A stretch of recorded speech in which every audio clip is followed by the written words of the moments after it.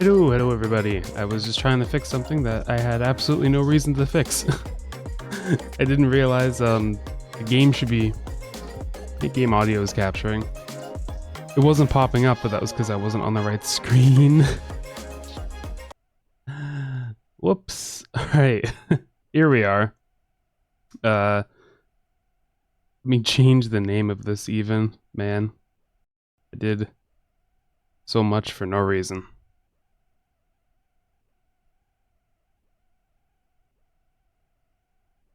I started a little late because of that. I was trying to get the audio to pick up, but it is being picked up.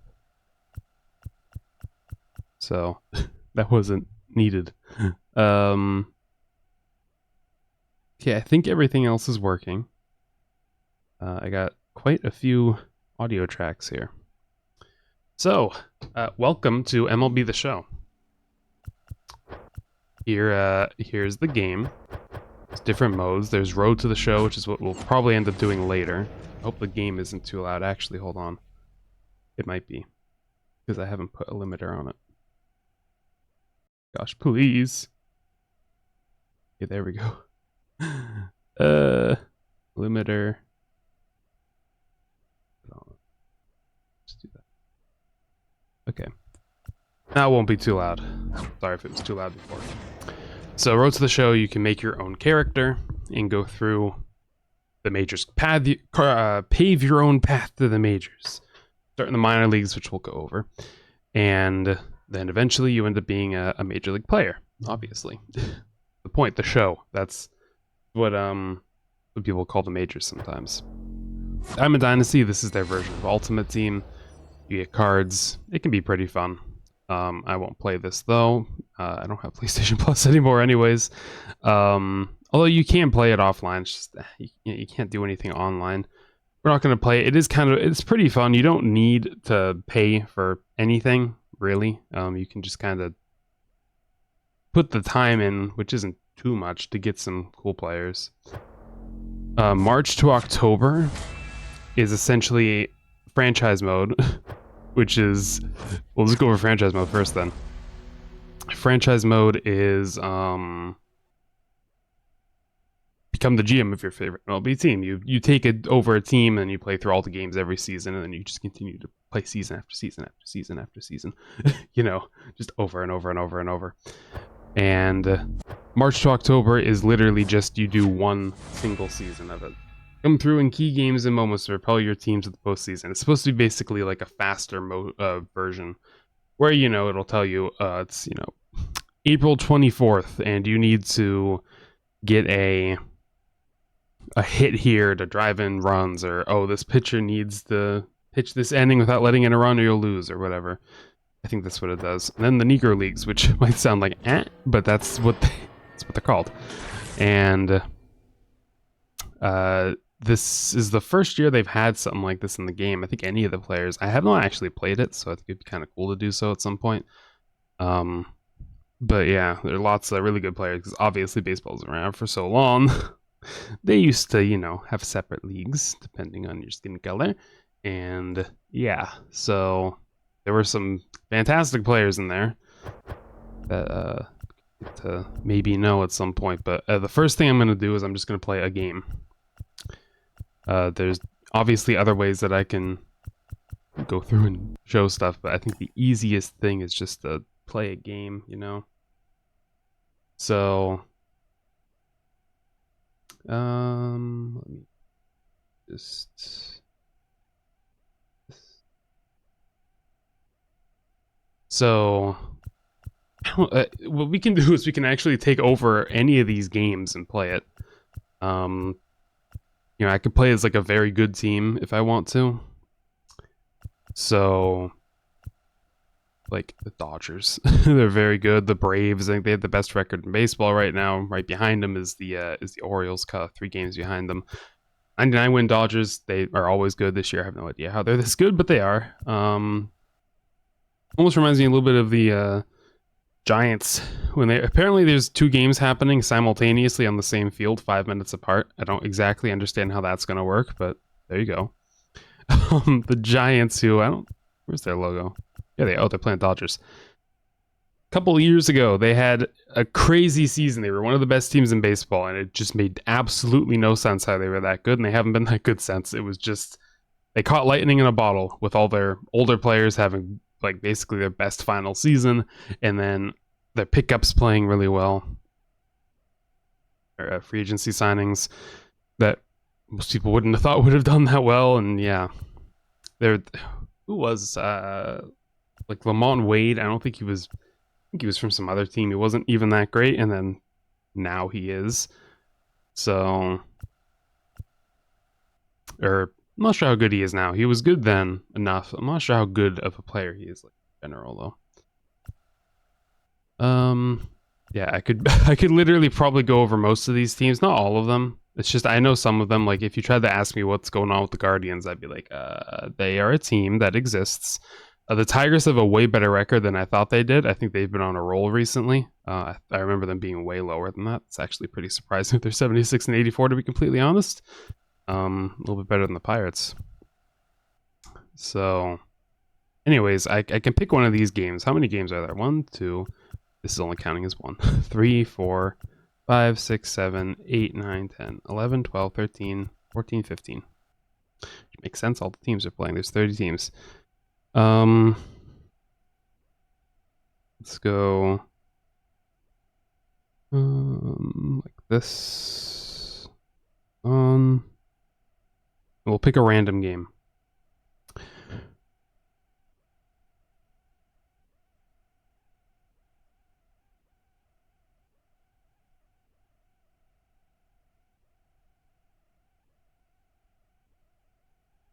I thought Google had a random number generator or something. Hold on.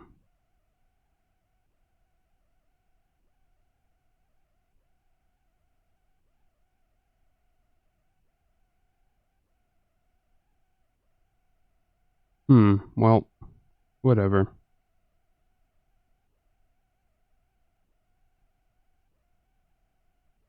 Okay. We got number 3, which is the Phillies against the Mets. We'll pick the first one of the two. Because there's 2 for some reason. Of course I got that one, where there's 2 for whatever reason. I'm going to go with the better team, so I can maybe be a little bit better. They're on the road. We got all kinds of different uniforms to choose from. I love their old ones, but I think we're just going to go with the regular old road. Mets. I don't know. I do like these blue ones a lot, but I think we'll go with the old pinstripes. City Field. Here are all the different parks. There's a bunch of them. I'm going through them too fast for you to even see a picture, but yeah, there's a lot. They're getting a new one soon. There's some strong feelings on some of them. Like, I can't stand this park. That center field is so absurdly boring. The whole stadium is. It looks way more cool when you can see, like, oh, look, it's open and there's windows back there. But no. It's dark and just boring. Same with, where are they? Where's Milwaukee? American Family Field. Ugh. Oh, it's horrible. Oh, it's so ugly. Oh, I can't stand it. It's atrocious. Like, you have some that are indoors. If I can find the Seattle Mariners. I don't know exactly how their stadium is set up, to be completely honest. I think they have the back open, but they can have a roof. This does not feel like it's inside. And it's because it's just a roof, I think, and that's it. This also feels indoors, because it is indoors. This stadium's a little bit better feeling. It doesn't feel as much like you're in a warehouse. I don't like their camera, though, because it's way too zoomed out in their stadium. Here, you're inside, but again, it doesn't feel like you're in a warehouse like the other ones feel like. What other stadiums are indoors? Most of them are outdoors. Oh, the Astros, also a stadium you don't feel like... I think maybe it's because of that window up there. You don't see it that often. It's just a more unique stadium. So, like, the right side over there, yeah, that feels indoors, but the left doesn't. The left side doesn't really feel indoors. There used to be a mound back there in center field. The Marlins Stadium definitely feels like a dome, but it doesn't feel like a warehouse. Like, I don't know what was up with the Brewers, and to open in 2001, what about the Diamondbacks? 98. There must have been something going on back then when they were making stadiums. They're like, what if we just make it feel like you're playing in a warehouse? Whoa, that would be so cool. Anyways. So there, hybrid presentation mode is fine. Extra ending runner, no. Actually, yeah, let's just get through the games quicker. We'll do 9 innings. Zach Wheeler, he's their best pitcher. I would like to use him. Personally, I don't agree with having Kyle Schwarber leading off, so I'm going to change that. He this season, do they have this season stats? Yes, they do. They only have this season stats. You can see he has a very high on base percentage. He's the weirdest player in baseball. He has no batting average, but he just has a ton of home runs. And his on base percentage is pretty high. His OPS is really good.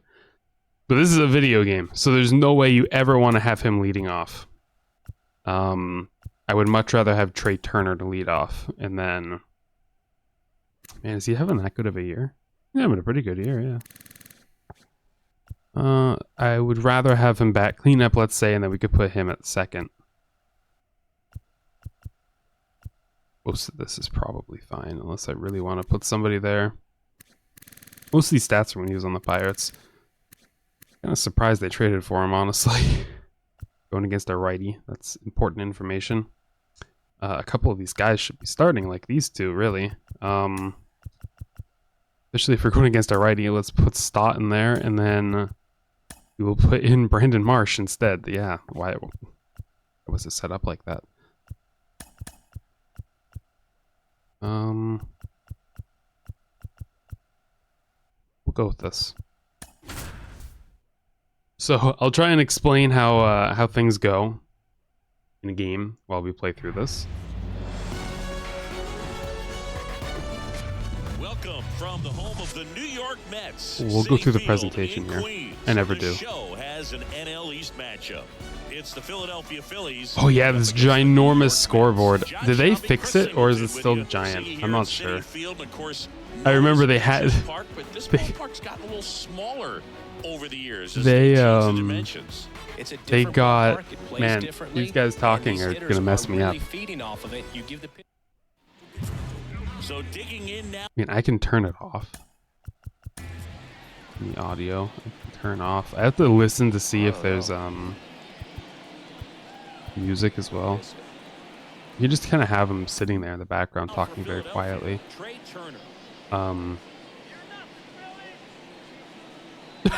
It's just, I heard the sound. Okay. I promise the game's not that easy.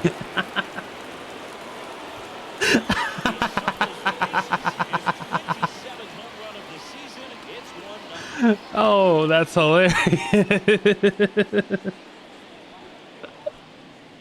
didn't even get to talk about anything. I just immediately swung at the first pitch right down the middle.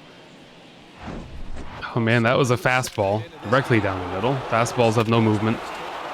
You don't typically want to throw those right down the middle. Sometimes you'll do it, try and just get ahead in the count, but I can't believe I just hit a home run immediately. This zone hitting is kind of difficult too. It's a little easier like a monitor instead of a TV. You really shouldn't use zone hitting unless you're on a monitor, honestly. I cannot believe I hit that thing for a home run. That is just absolutely hilarious.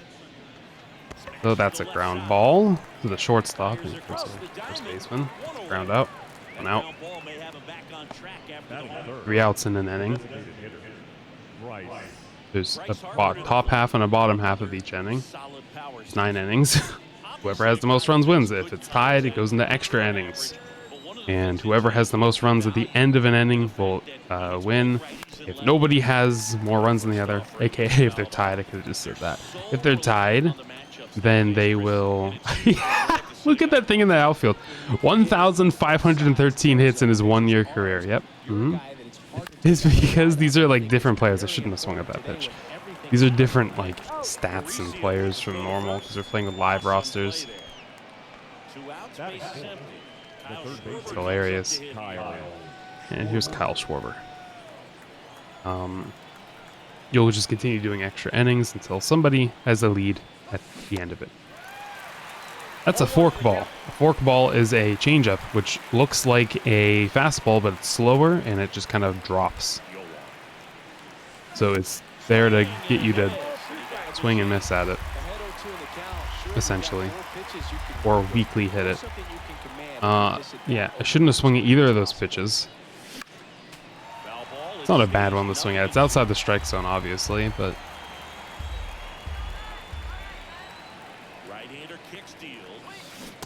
and I swung and missed at a pitch I shouldn't have again.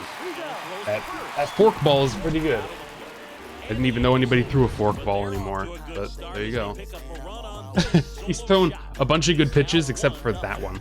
That first one. Also, I hope I was loud enough. We need to turn the music volume off. That's gonna get rid of all music. But yeah, so for my fastball, we're gonna start by throwing it in, not over the middle of the plate like the other guy. So there are, things you want to do in terms of throwing pitches. You could throw it high, and then you could throw another one low and kind of mess with them there. Now, what you can do is you could take a slider and have it start on the plate and then finish off and then hope he swings and misses. That one stayed on the plate. You can see whenever I select one, like I go with a curveball, that's where it starts, and then like where the ball is where it'll start, and then where the kind of that gray black circle is where it'll end. So this is going to look like a strike until it falls out of the strike zone. If I can throw it well, like that. Weakly hit. That was out of the strike zone, basically. So that's how you can try and do stuff like that. You can try and throw him a slider immediately now. Maybe not the best idea. But obviously you don't want to start off with a fastball every single time. So that's a single. Also, that was not in the strike zone, so that was not a bad pitch to start off with. We can now throw a pitch here. We could throw a sinker. A sinker is like a fastball but has some downward movement to it. So we can kind of try and attack him in a little bit. You throw another one out here, mess with his vision. Now he doesn't know anything, right, where any of these balls are going. So if we throw him a slider over here, he might swing and miss at that, but that was too far out. Throw him a high fastball. Not a swing and miss there. So we can throw him another high fastball. This time we can go even further outside the zone. Just not swing and miss at it. It was too high. So now let's go with a sinker in the zone away. And he struck out. There we go. Got him there in the bottom corner. Or the corner. Bottom edge. But if he did swing at that, it probably would have been pretty weakly hit because it was so low in the strike zone. Not always, but definitely a possibility. So we're going to throw him a high fastball. That did not call the strike. What we have here are umpires who have, personalized zones in this game. Umpires are not always perfect. And that one just went right over the middle. That was almost bad. So what you can do here is throw a curveball and get a swing and miss. Because I just threw essentially a fastball at that height. So now we can elevate a fastball, maybe get a swing and miss. Yep. And that'll do it. So no runs here. Oh, I'm in the way of the score. And one left. One inning in the books here. It's the Phillies 1 and the Mets nothing. Go over here. Certainly don't want to be in the way of most of the stuff. I can be like here. I'm out of the way of basically everything. Cutter. So that thing looked like it was going to miss for a ball, but then it cuts back into the strike zone. Where it gets his name from. There was another one, but that was way too low the whole time, so you can lay off it pretty easily. consistent. Now, I did hear some feedback that he opens up the outside corner a little bit on left-handed hitters, which you know for me, Okay. I'd be concerned. So maybe something to keep an eye on and see if that factors into this one at all.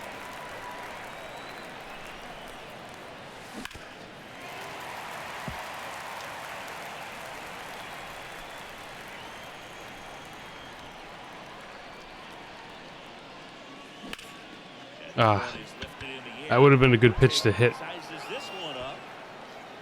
I swung a little low on it. Hello, Kiss. Hello, welcome to Baseball 101. How you doing? Right now I'm obviously playing baseball.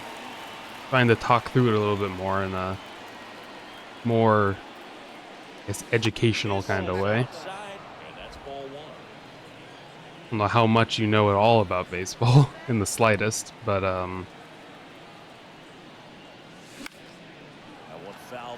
called a foul ball. So it counts as a strike towards the strike count, but it's just out of play. That's a ball. So it counts towards the balls. If you get 4 balls, batter walks. 3 strikes, the batter is out.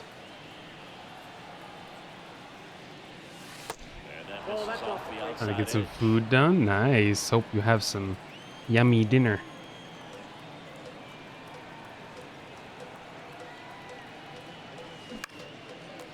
That's another foul. The thing is, if you foul a ball off and there's 2 strikes, it's not a strikeout. One down, base is empty.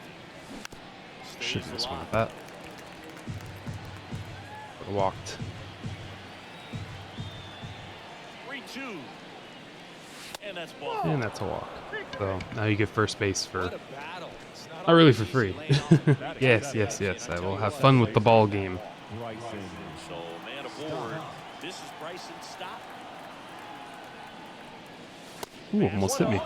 You get hit by a pitch and you don't swing at it. It does happen sometimes. Sometimes people swing at a pitch and they'll hit them, which is hilarious. That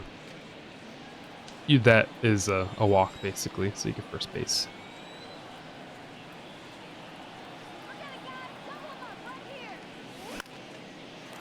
I swung too low with that. And that's an out. Puts the squeeze on that ball. 2 down. Batting it, the center fielder, number 16. Look at this dude's beard. It's huge. You can see a real picture of him there in the outfield. It's so big. Now that might look like it was in the strike zone, but it was called a ball. That happens a lot in baseball. It's up to the umpire's judgment, and obviously he can't see the box. Sometimes there's some really bad calls though. 2-0. And that's foul. So swinging with this is actually pretty difficult. I did hit a home run, but that was because it was right down the middle. Oh, man. You can see the difference. That one was just a little bit higher. It got called a strike.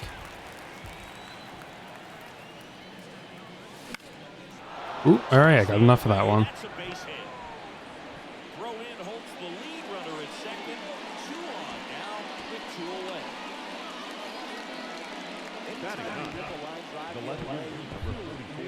So now we got 2 on here. Obviously 2 on the bases, 1 on first, 1 on second base. We have Jake Cave up to bat, and you can, if you press, okay, not now actually. Now that was a good pitch down the middle. I would have swung early at it though, because I thought that was gonna be a fastball. You can see over there some of his stats. Not a lot of them though. Like this shows contact, it shows his power and his clutch.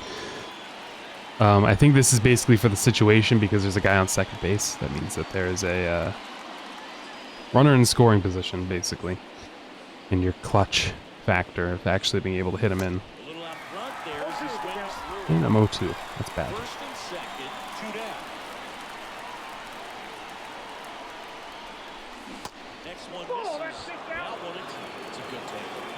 I can't believe I hit a home run on the first pitch, though. That was hilarious. Whew, that thing barely went foul, and the batter didn't even run out of the box. Okay. It's only throwing a forkball here. Okay, that was different. That was a fastball. It was a cutter. Get a dog. Throw the fastball, man. If you're scared, get a dog, man. Just get a dog. Oh, man. Ooh, wait. Is it going to be enough? Yes, it is. Oh, it bounced over the wall. So when it bounces over the wall, it counts as a double. But the annoying thing is that if that thing bounced off the wall, the guy who was at first base would have been able to score for sure. Oh, that thing bounced off the wall there and then went over. But I did a contact swing there. There are different kinds of swings in this game. Press X is a normal swing, so just kind of whatever happens, happens, I guess. Contact makes it a little easier to hit, but it's harder to hit, like, for power. And power swing, you're just trying to smack that thing and hit it as hard as you can, with the cost of having worse contact, worse accuracy, essentially. Lifted in the air. Oh, man. Stewart under it.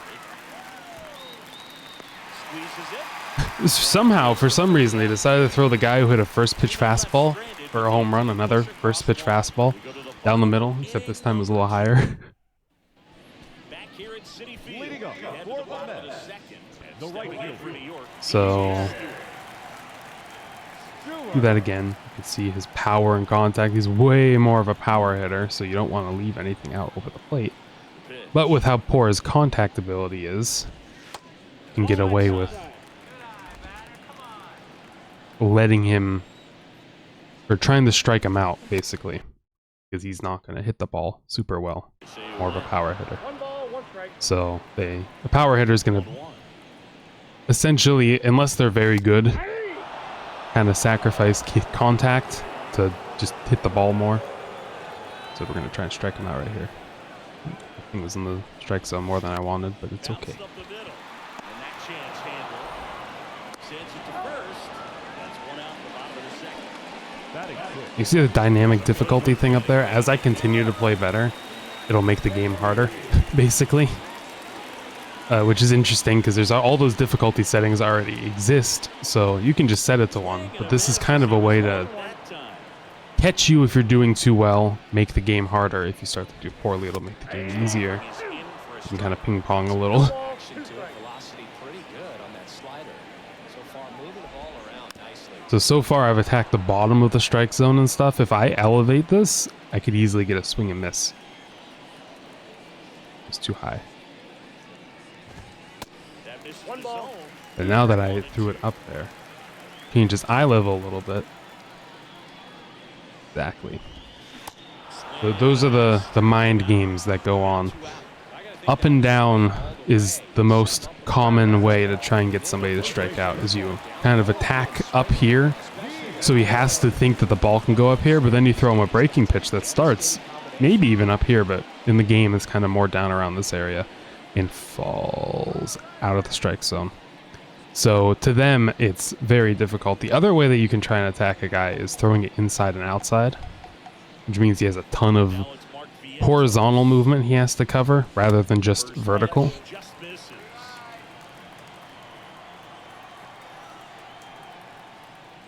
And I'm missing with my pitches. Typically, you shouldn't be trying to throw them that hard or that far in. We'll throw him a changeup. The wind of the pitch. Okay. After doing all this, I can probably throw him one on the outside and he won't really be able to swing at it. Ooh, that one just got in. Clips the corner. And we can throw another one here on the outside. And then now you throw him a slider. And the 3-2. Ah, it was too far off the plate. But you see, because it starts in on the plate, he might have chased that thing. So that's kind of the... When you're throwing pitches, you're thinking about things like that. She has the most confidence in right now. Just couldn't find the strike zone. Oh, come on. In the box here, lets that one go for a ball. So a sinker can kind of induce a ground ball because it has such downward movement that it can kind of go make it go off the bottom of the bat, which will mean it'll be a ground ball instead. And that's it. And he hits a ground ball right side. As you can see, he hit a ground ball.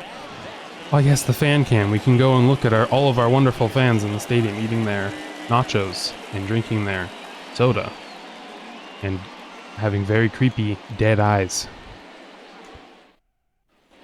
Out of the third inning. Probably a little dead inside watching their team lose this much.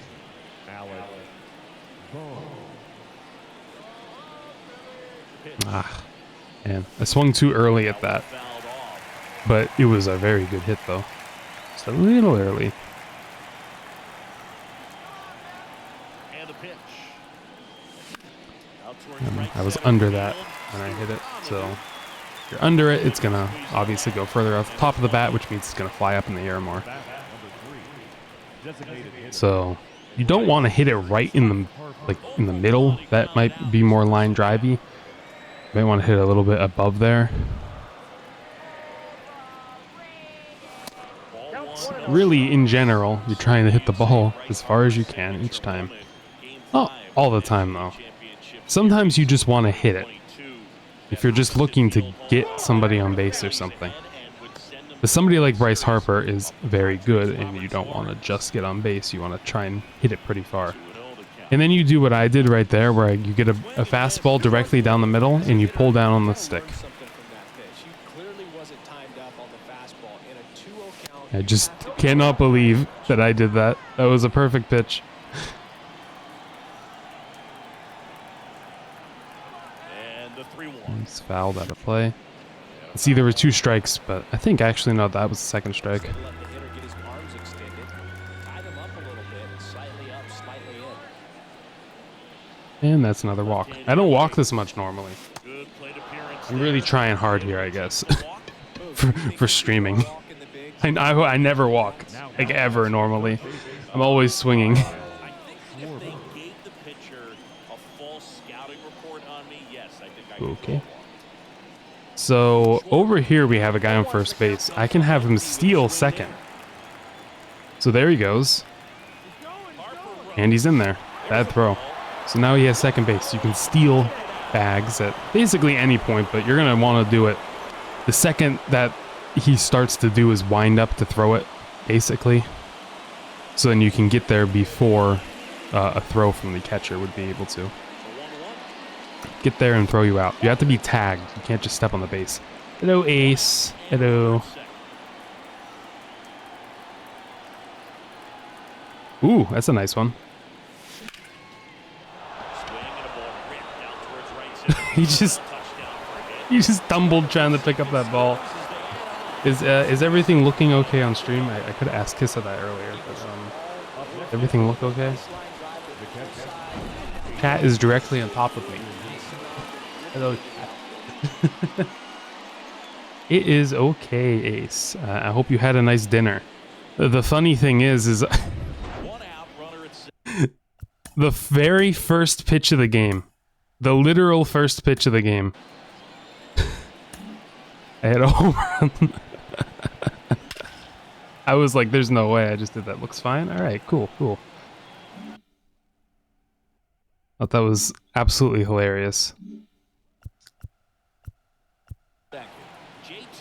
All right, good. Stands in for the Phillies. I can't there's no spot I can really put myself where I'm not in the way, because I'm seeing now I'm in the way of the stuff on the left. So what if I put myself like right here? There we go. Come in with all the questions. Yes, you can ask all of your baseball related questions here. Here comes a pitch. Because I can go into more fundamental stuff. I don't even have to play the game. I can just kind of talk about all these different pitches. Like, what exactly is a home run? Okay. Well, hold on. I'm going to hit one right here. That was not a home run. That's called a foul ball. So a home run is when this man right here, in particular only this guy, no, when a batter hits a pitch thrown from the pitcher.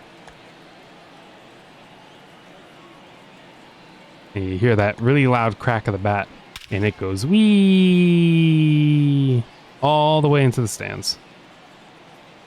That's a home run. So basically that means that this guy gets to run. Oh, it cuts off. I was going to have him run really fast around the bases. He gets to run all the way around the bases for free and touch home plate, which means he scored a run. Just touching home plate doesn't always mean you scored a run, though, but we'll maybe get to that later. I don't want to overwhelm with information. But you might be like, well, what if you hit it over into these stands over here? Does that count as a home run? No. It needs to be hit on this side of the foul pole up there. That orange foul pole. Normally they're yellow, but because this team's orange, I guess they made it orange. But on this side of the foul pole, to the right of it, over here, and to the left of it over here. You know, baseball, it's shaped like a diamond. If you've ever heard of it being called like a diamond, a baseball diamond, this is shaped like a diamond. Can I zoom out any further? Yes. There we go. See? Shaped like a diamond. So, if the ball is hit out over here, then in any of these areas in the outfield, that's a home run. So, one funny thing I can do, actually, is I can talk about all the positions, too, from this angle. This is actually a really nice angle. It's a nice top-down view. So, I might as well go over this, too. I guess I'll go into this kind of a thing. So, this guy right here is the pitcher. He takes the ball, and he throws it. Like that. And that ball then, well, typically when the guy doesn't hit it, it goes to the catcher, who is right there. He catches the ball, thrown from the pitcher. And also will try and tag people out if they come home. This is the first baseman, right here. Is there a faster way to zoom in? What was it again? This? Oh yeah, that's a lot faster. So this is the first baseman.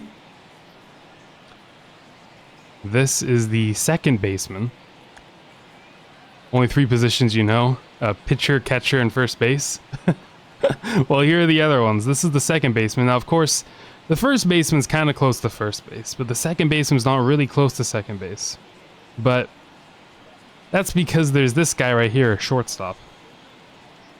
And I don't know why it's called a shortstop, to be honest. I don't know that information. It's been called a shortstop for like a century at this point, probably over a century. Baseball's a very old game. So pitcher, catcher, and batter. Oh, I see. Okay.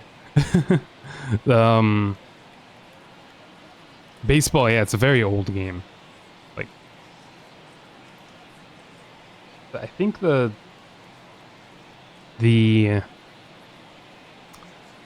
whatever you call it, the Cincinnati Reds have been around since 1873 or something like that. So yeah, one team being around that long is kind of crazy. So that's the shortstop. He plays there, typically.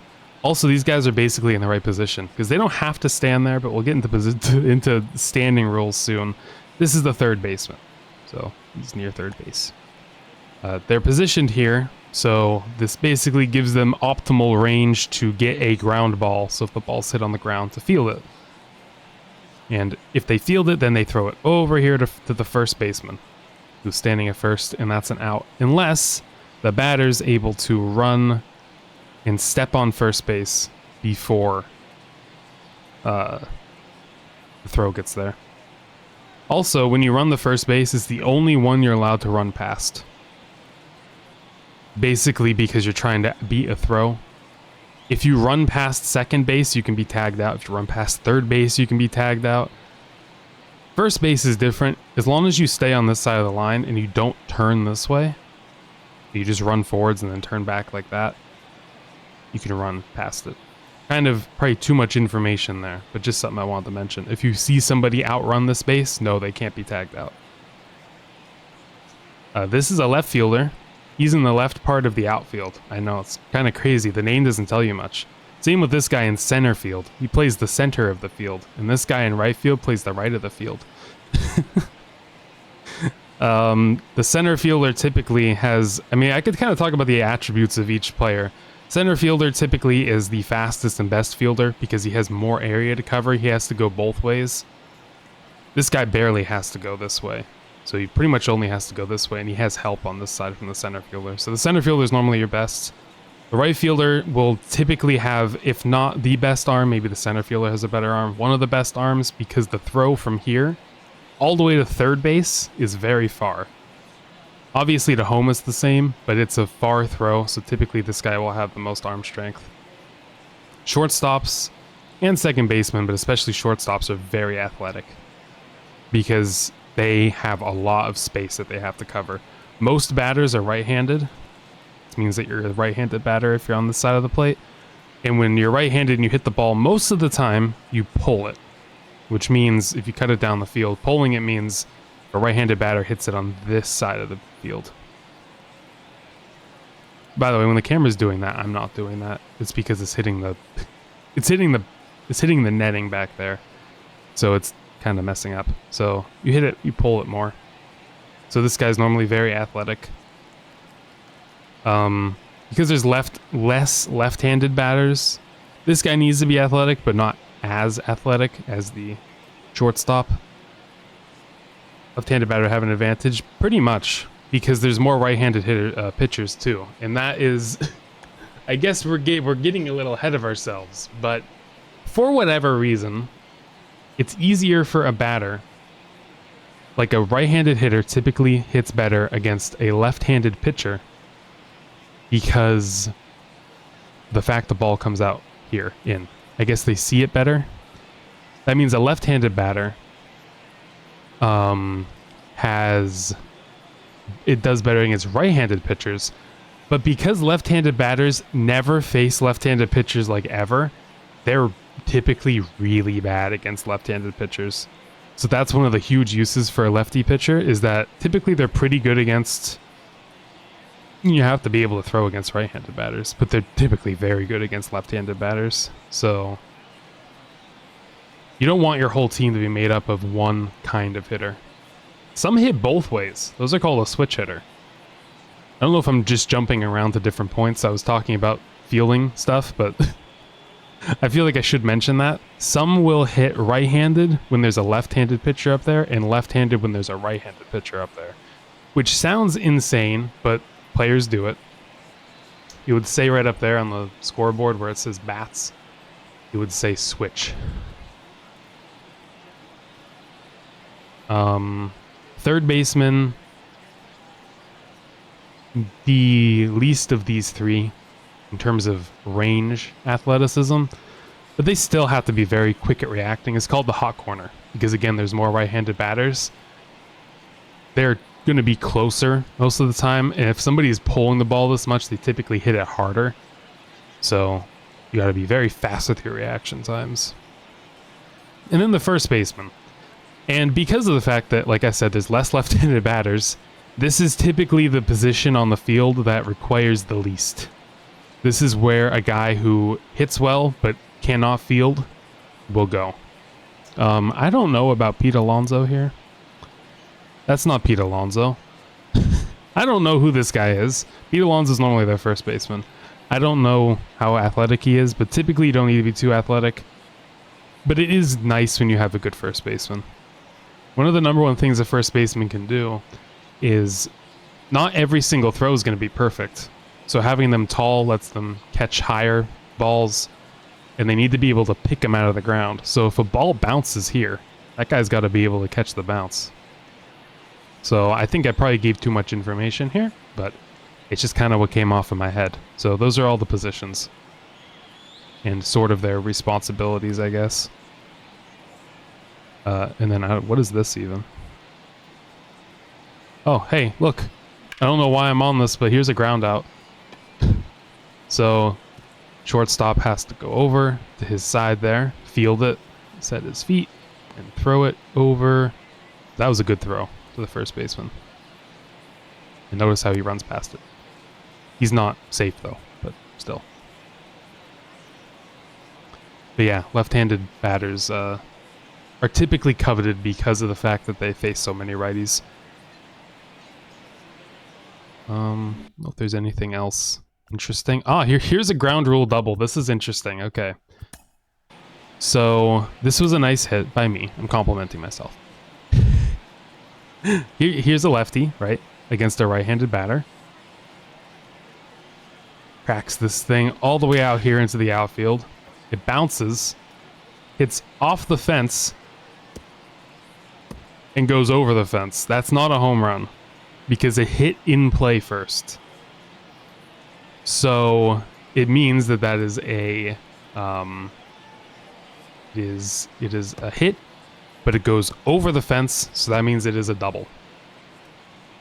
And I think technically, because this hit the fence, is called a ground rule double. Typically, if it just bounced over the fence and it didn't hit off a fence to go over another one, it would be called an automatic double. But yeah, so that means that we go all the way back to the beginning of the play.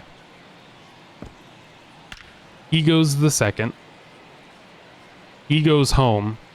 But the annoying thing is that this guy at first base goes to third. A ball hit like that, typically, like if we look at when that thing bounced over, he's scoring 100%. If that thing bounces off the wall, look where he is. That throw would not have been able to get him. I'm almost positive he would have scored. So the annoying thing is it's a ground rule double, which means he has to stop at third. So that's an interesting thing that happens here with a baseball. This also, by the way, I'm not sure if you had this thought at all. If a ball bounces here and bounces over this wall, that is also a ground rule double. Even though it's foul, as long as it landed in fair territory and it bounces out anywhere, I'm almost positive anywhere, it's a ground rule double. I'm like almost positive, I think. I don't see how it wouldn't be. So, yes, let's keep playing.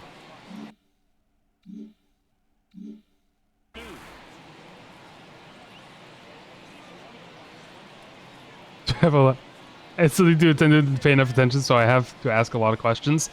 Ask away. And a pitch. I am happy to answer. I could talk about baseball all day, so And it goes you know almost nothing of the game. That is completely fine. I didn't know what Gotta get a pitch that you can handle. the level of knowledge would be. It's a ball and 2 strikes.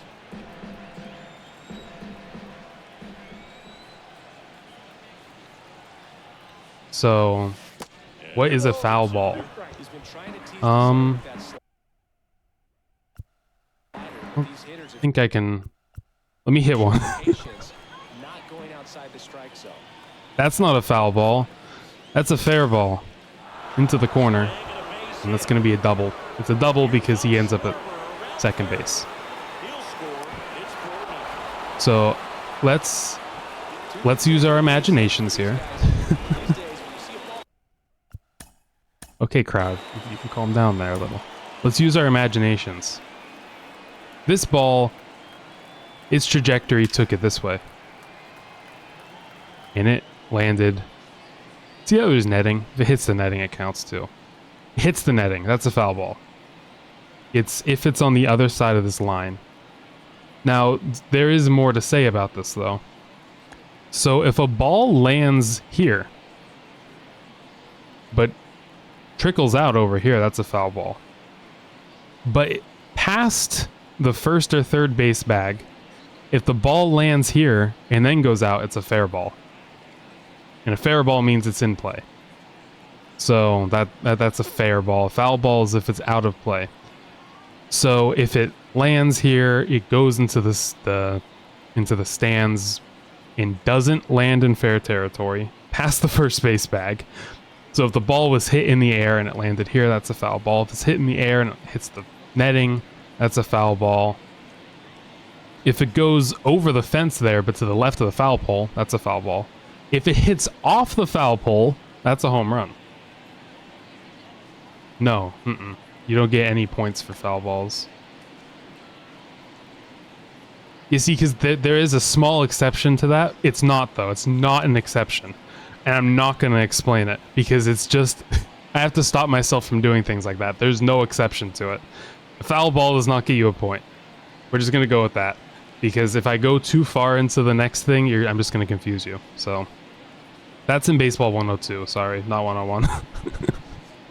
So, if a ball is foul, nothing happens. I can almost guarantee you I'll hit one.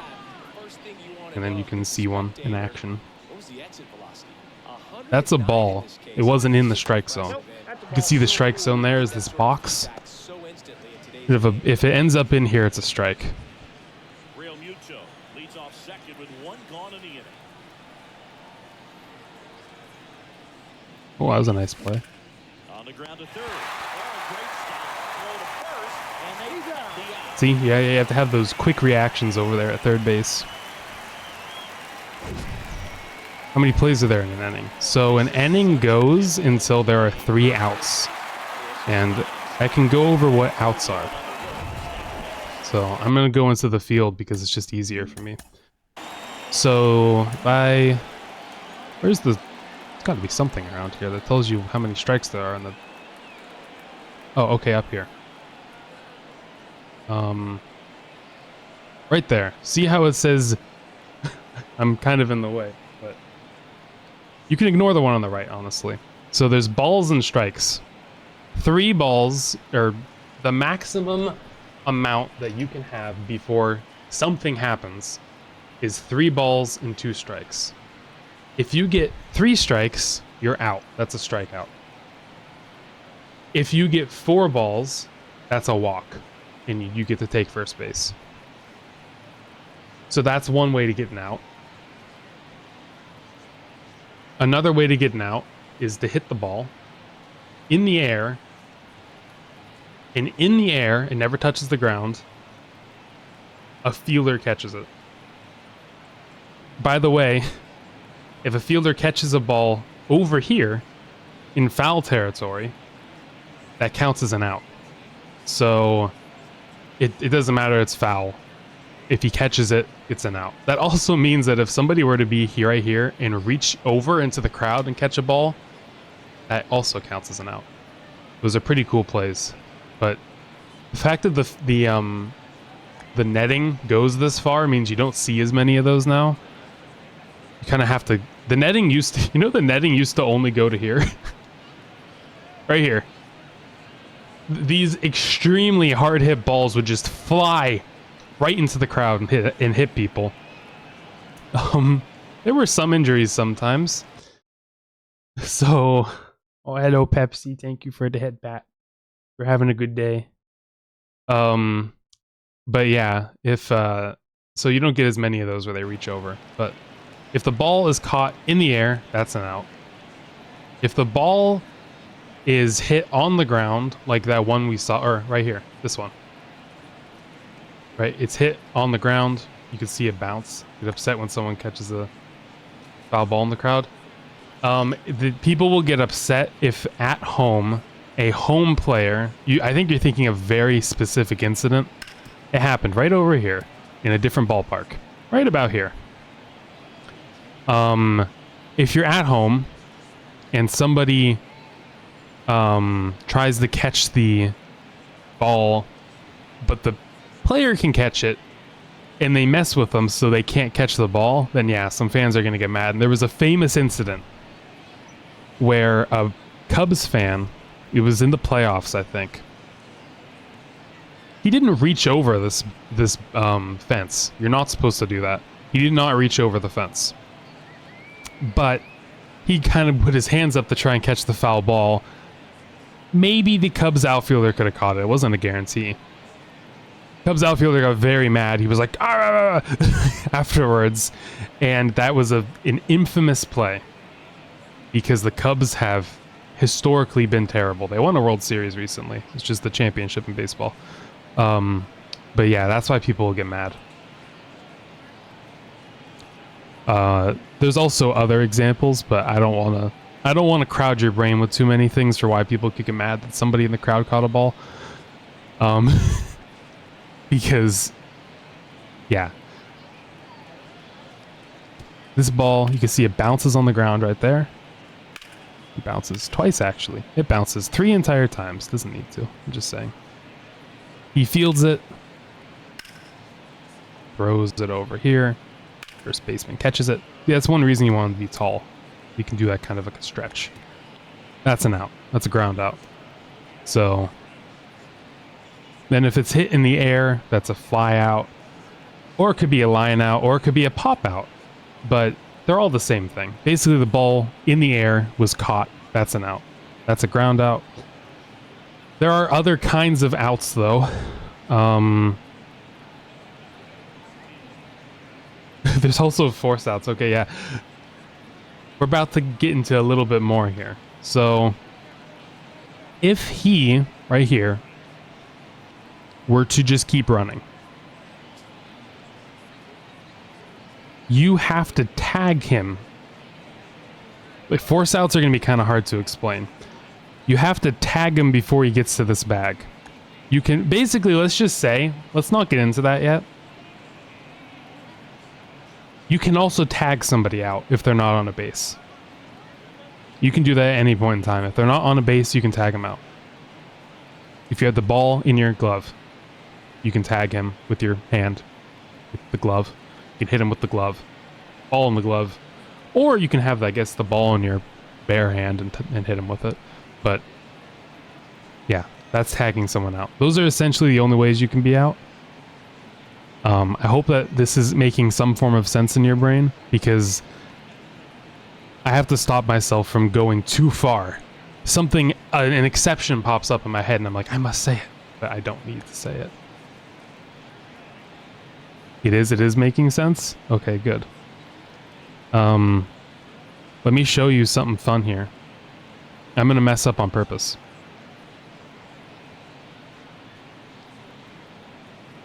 I'm just gonna let him throw some strikes. I want to get to a 2-strike count. So this is bunting. I'll tell you, man, I'm frustrated if I'm the one hustling down. When you bunt the ball,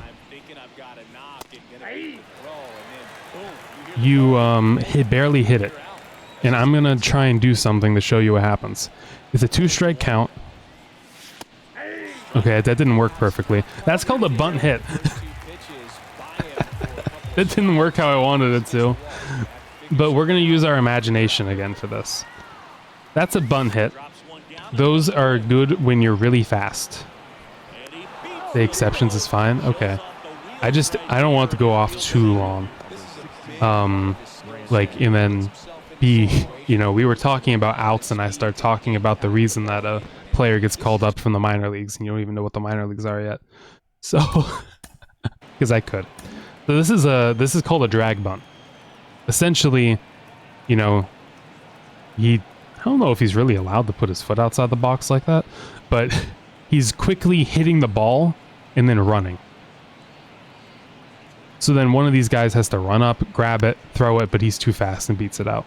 That's called a bunt. It's a bunt single. But let's imagine that the ball, it was a 2-strike count. Okay, this is important. If the ball was hit like this as a bunt and it went foul, that's an out. That is the only time a foul ball can be an out. Because, of course, unless it's caught in the air, that's different. Like if it's in the air and you catch it at any point in time, it's an out. So if the catcher had, let's say, somehow dove and caught this before it hit the ground, that's an out because it hadn't hit the ground yet. But if this thing went foul, it's an out. You might be like, why? Imagine a batter is up there and literally hitting every single pitch that way on purpose just to make him throw a million pitches and get him out of the game early. Because these guys can't throw pitches all day. They get tired. And it's dangerous for their arms. They can get injured. So that's why it's an out. It's to prevent people from literally just bunting all day long. I think this rule has been in existence forever. But that's why it's an out. So it's risky to bunt on a 2-strike count. Because if it goes foul, you're out. And the opposing team score when your team is batting, that would be funny, but no. That would be amazing. But no, you can't. You can in football, though. But that's a discussion for another day. So those are all the ways you can get out, basically. Didn't know I'm a big... Oh, I love baseball. I love baseball and football, American football. I'm a big baseball fan, yeah. I don't talk about it because I know it's not exactly something that anybody else likes, really. So if I'm... Imagine I'm just going in there and being like, oh man, did you see that home run yesterday? And people are like, what? What's a home run? So I don't talk about it much, but yes, it's one of my interests. The regular season's almost over for baseball. Tomorrow is the last day of games. Very little, so you have a lot of dumb questions. They're not dumb, you just don't know anything. We'll see what else he can do now that he's on first. And the batter now, Brandon Mark. So you know what I'm going to do? I'm going to go over pitches. So this is getting a little bit further, but to understand pitching, you kind of need to know what pitches are. At least I think so. Technically you don't, but... So we're going to make a random player here. Oh, I already did it. Okay. Joe Random. This is literally the default player. There we go. All right, here we go. Pitches. There's going to be a lot. So I'll just scroll through. You can see the amount of pitches that there are in baseball. There's quite a few. And it's cool because it shows you the grips. It's not super easy to find grips. Yes, Joe Random. That's what they always call the random guys, Joe Random. That's just the default name. But I made this guy particularly just so I could show this part off because I know that this is a thing. So a four-seam fastball is your typical fastball. It's, as it says there at the text, almost always the fastest pitch in a pitcher's repertoire and has little to no movement. The entire point of this pitch is to just throw it past them. Only thing more default is John Doe. Yep. That's what I should name my my character, John Baseball. Yeah, that's a fastball, and you can see down here. I think one thing that's really, really cool is you can see the grip on the baseball. So I assume you don't have any kind of spherical object in your possession, surely not a baseball, but you can imagine putting your fingers like that, and the seams on a baseball are important for these pitches working. You put your fingers near certain seams so then they roll off of your hand the right way. You position your hand on it in certain ways. You can see that they get kind of weird over here. I mean, running fastball is not that weird. I'm kind of blocking it, but you see the cutter, that's held differently than all these other ones. And it doesn't look like it's snugly fit in the hand, but a fastball is going to be right in your palm. It looks like it's like you're barely holding on to it in this picture. That's not true. You hold on to the thing. Your thumb isn't just touching. It's on there. Yes. So a fastball is essentially you're just trying to throw it past the guy and hope he doesn't hit it and catch up to it, because it's also the easiest pitch to hit typically.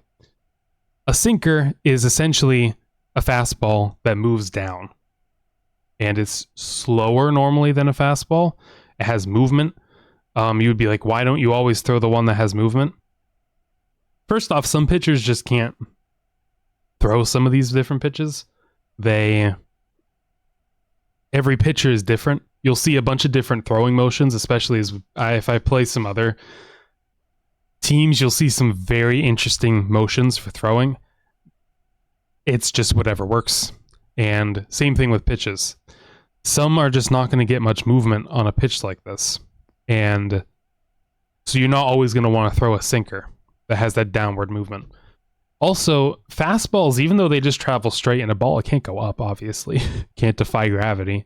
Sometimes they spin so much that to a hitter, it looks like it's moving up, which is kind of interesting. They spin, and that's a thing. That's a metric that can be tracked just through cameras and sensors and stuff. It's crazy. There's no chips in the baseball or anything. High spin rate fastballs are good, basically, because they look like they're moving faster to the hitter. They look like they're moving up. And then, yeah, a sinker is a fastball that moves down. It has a pretty significant movement down. Two-seam fastball is very similar to a sinker. They're basically the same thing. You can see the fingers are a little different on there. They don't really get differentiated anymore. Most of the time, they're just called a sinker. But a two-seam fastball typically is faster than a sinker and has, this is an important thing, there's glove side movement and arm side movement. Glove side movement is when you throw the pitch and you're right-handed and you have a glove obviously in your left hand.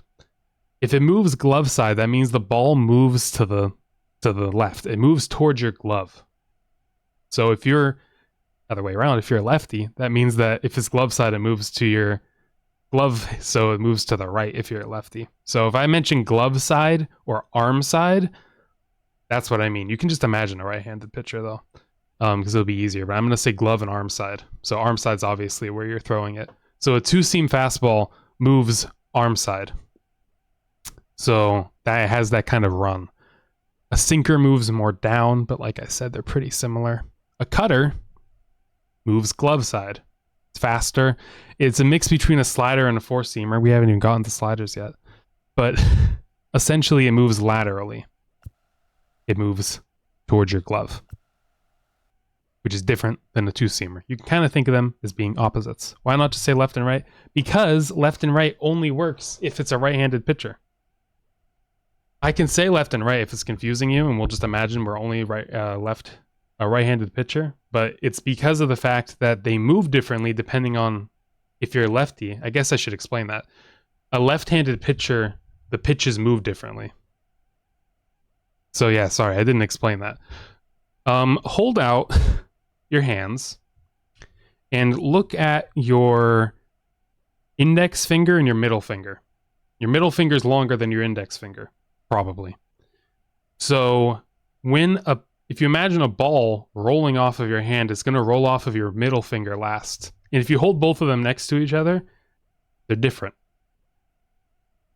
On your left hand, it's the left side that's longer, and on your right hand, it's the right side that's longer. So there's going to be a different spin applied to the ball, even if you hold it the same on both hands and you throw it. The spin is going to be different. So the pitches move differently depending on which hand you throw it with.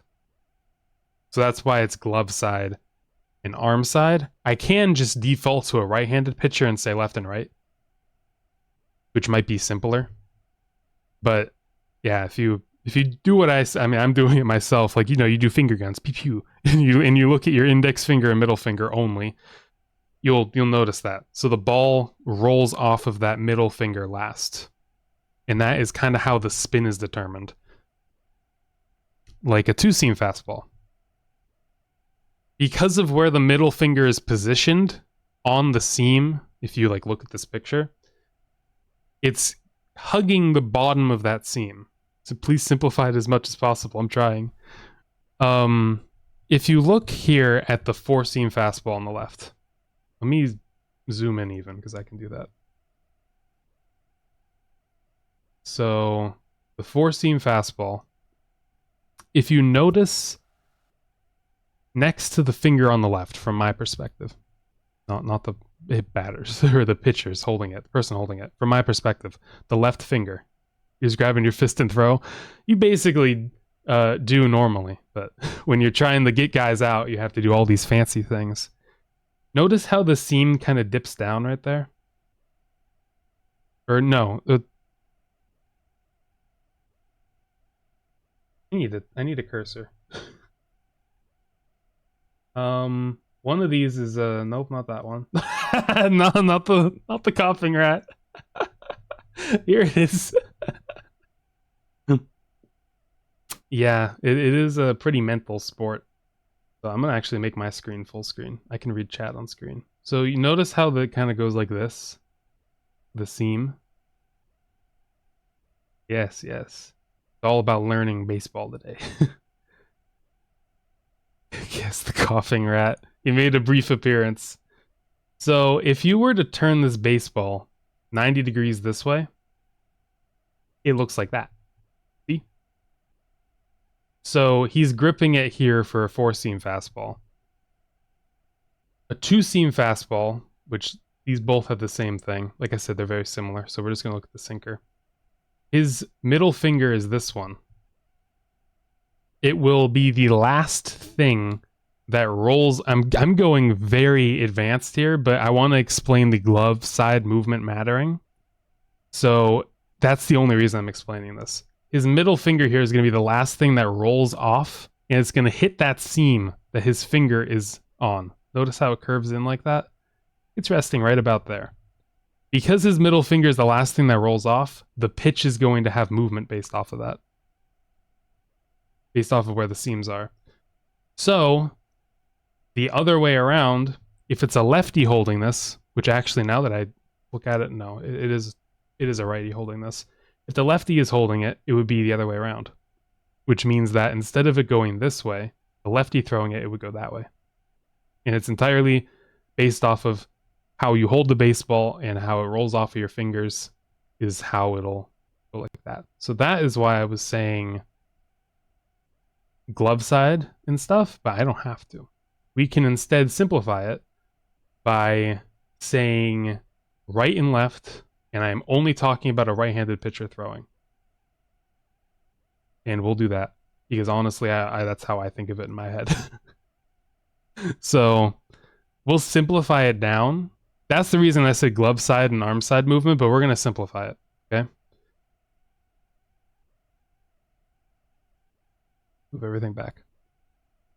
Also, for maybe me clowning a little bit, I'll give you a free redeem, and I think you'll like it.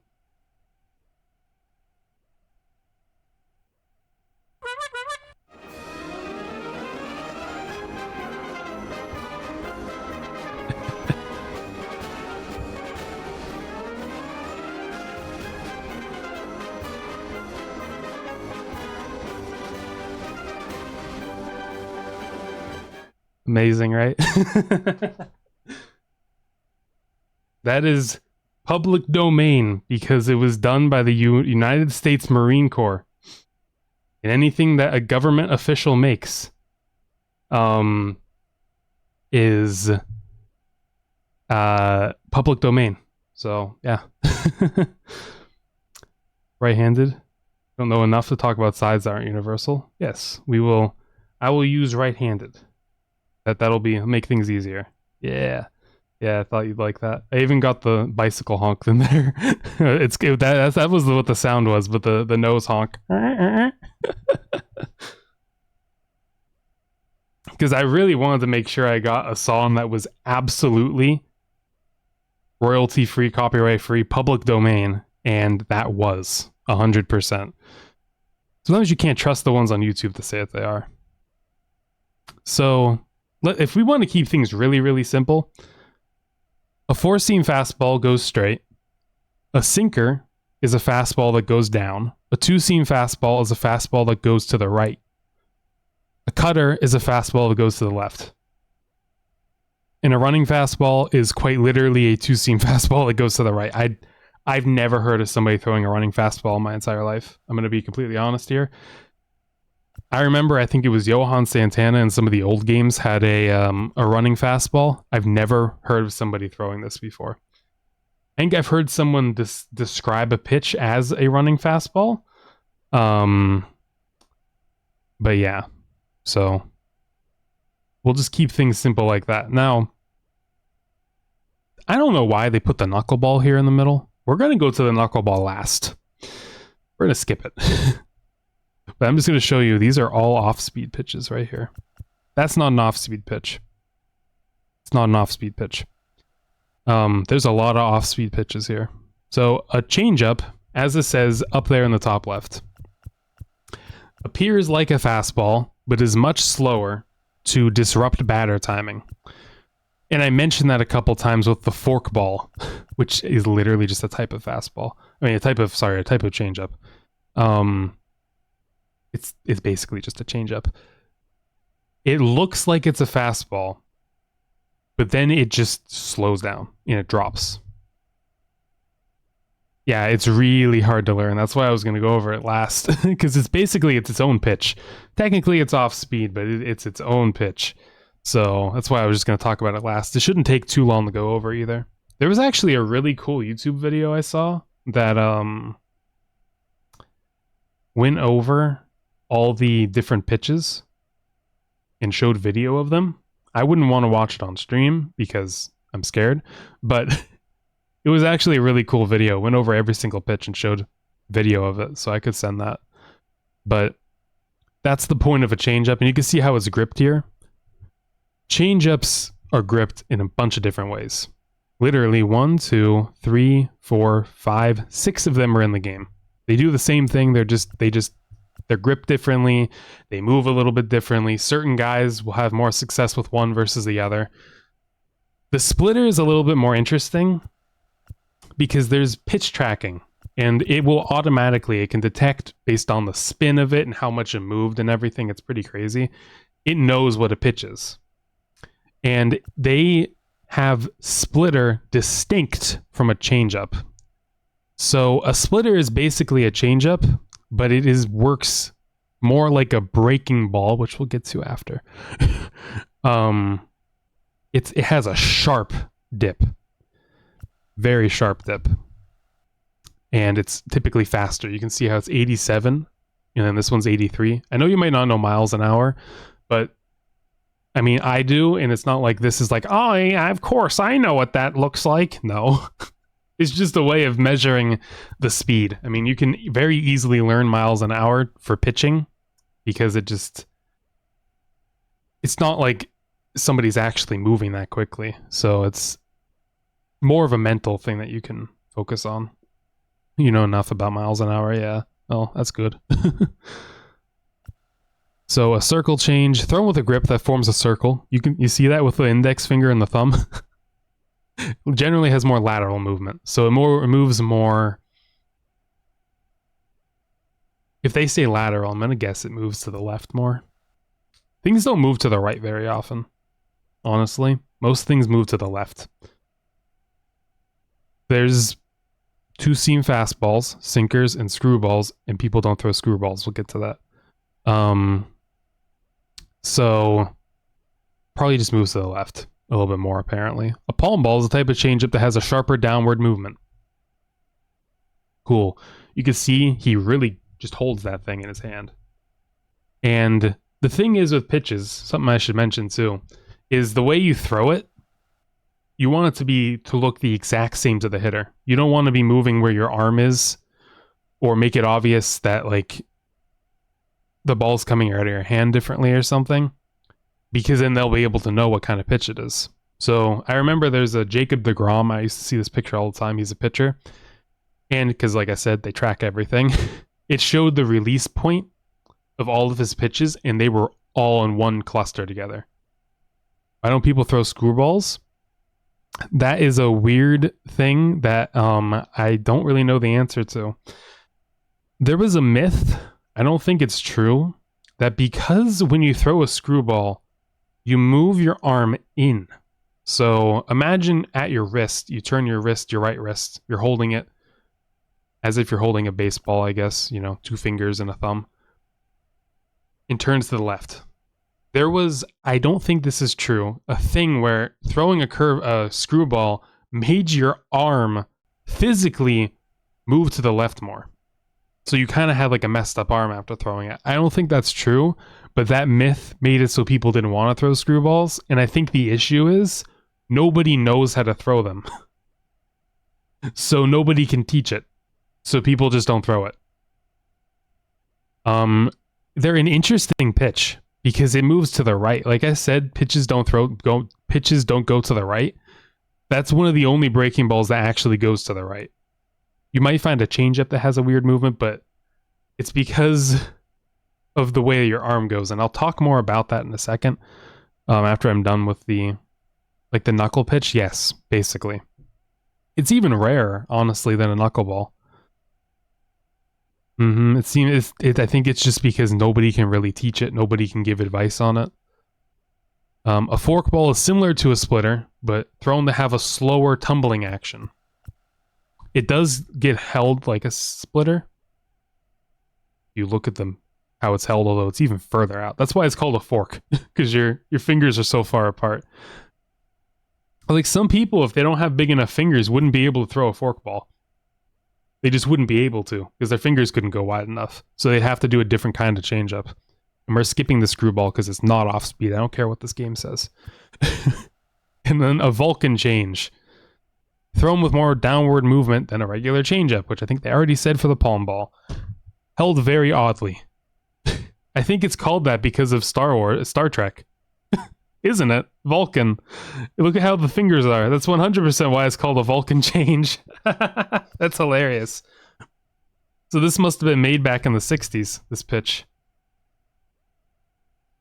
So those are breaking balls. They all have served one purpose. To appear like a fastball, but is slower and it disrupts the batter's timing. Doing that will either lead to them swinging and missing, or it will lead to them hitting it softly because they did not time it properly. And they're out in front. Now we get into breaking balls. A curveball. You probably know what a curveball is just because people will say, oh man, you threw me a curveball. It has a sharp drop towards the glove side of the pitcher. See? That's why I said that. So towards the left. It's slow. These are breaking balls. Breaking balls are slow. They're slower than a changeup. And they break like a curveball will break down into the left. And they're slow. So the thing is about it, it has such a severe drop that if you throw a fastball high and then you throw a curveball and it kind of goes at that same spot, it just drops. So to a hitter, it's really hard to tell. It doesn't look like it's going to go down until it goes down. So you'll see guys swing way out in front and completely miss a curveball. It's probably because the fastball they threw earlier in the at-bat looked like it was came right in at that spot. The curveball looks like it's going to do the same thing, then all of a sudden it just falls. And it's slow. So that's what a curveball does. A slider is pretty similar. It goes to the left, but it's harder. And it's more lateral. Most of the time. Sometimes it's very vertical. I don't know. I always thought it was lateral. Then I see some videos. I'm like, what do you mean? So a slider goes to the left. It's a breaking pitch. It's faster. And it really goes hard to the left. That's why it's slower. You might be like, why not throw it fast all the time? Not only does slowing it down mess with the batter's timing, it also lets it really break. And you can see how it's held. One thing I wanted to mention with these pitches, people will call it a hook sometimes because you actually twist your wrist to the right when you throw a curveball. That's why you're not supposed to have kids use curveball sliders because when you throw it, you actually bring your wrist to the right to add that spin to it. So you don't want to have kids doing that and messing with their arms. So that's what a slider is. Faster, more lateral movement than the slower, more vertical moving changeup. A slurve is a mixture of the two. There's actually a different name for it now in baseball this year. It's called a sweeper. It is basically in the middle of the vertical curveball in the lateral, so horizontal, moving left slider is a sweeper. Called a slurve in this game. But yeah, it's pretty much new this year. They kind of, with this pitching technology, they found out some new ways that the ball moves, and they were able to kind of start changing grips, and it's crazy what they can do. So a sweeper, a slurve, whatever. Kind of in the middle of a horizontal moving slider and a vertical moving curveball. A knuckle curveball is where you will see a knuckleball a little bit. People use this. It's a curveball and the unpredictability of a knuckleball. It's a curveball that uses your knuckle. So it just adds a different kind of spin to it. And probably what it does is it makes it so it doesn't always move in the same trajectory. It'll kind of move down to the left, it'll move down straight, maybe to the right even. But yeah, it's just a different kind of curveball. A 12-6 curve, 12-6, think of a clock. Like a 12-hour clock. 12's at the bottom, 12's at the top, 6 is at the bottom. The curveball, that means, is fully vertical. It doesn't go to the left at all. A regular curve will move to the left a bit. It's pretty much vertical, but it will move to the left a little bit.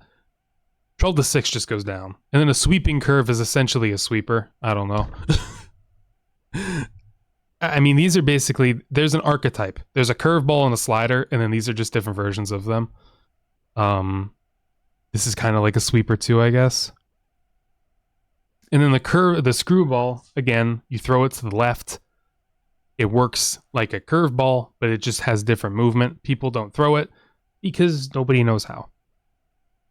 And then the knuckleball. So we'll go over the knuckleball now. Throw them with little to no spin, which can produce sudden or unexpected movement. The purpose of a knuckleball is to throw it so that thing spins essentially as little as possible, or maybe with a slight spin, because you want it essentially to just be taken by the air. The air will tell it where to go. So that thing might go straight, it might go left, it might go right, it might go down and left, down and right. It doesn't know where it's going to go. It'll just go there. And it has just some of the craziest movement you'll see. It's so hard to catch that teams, if there is a knuckleballer and they're good, a lot of the time we'll have a catcher whose sole purpose is to literally catch the knuckleball pitcher. That's how hard it is to catch. So yeah, and it's, people don't learn to throw it typically until they are injured and they don't throw as hard, or they're just realizing they're not good enough to make it in the majors. They'll try and pick up a knuckleball to see if they can revive their career. That's all the pitches. I hope that wasn't information overload and you sort of understand what I was talking about. Oh yeah, there's the 12 to 6 movement if my head was in the way. That's how it's held. You can see it's held more vertically than a curveball over there on the left. And that's the knuckle. Yeah, that's all the pitches. Oh look. You can see trajectory kind of. See how it goes. Meow. Okay. That was a lot of information on pitches. I think I just blew everybody's mind. So, what should I do next? Should I go into another game? Can I just play the game in progress? I'm curious. Am I just gonna all of a sudden pop into this game in the third inning? That would be hilarious.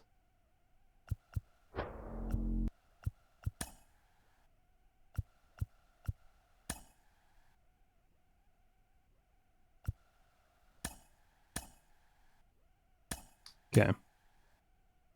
So I'll try and show some of these pitches off.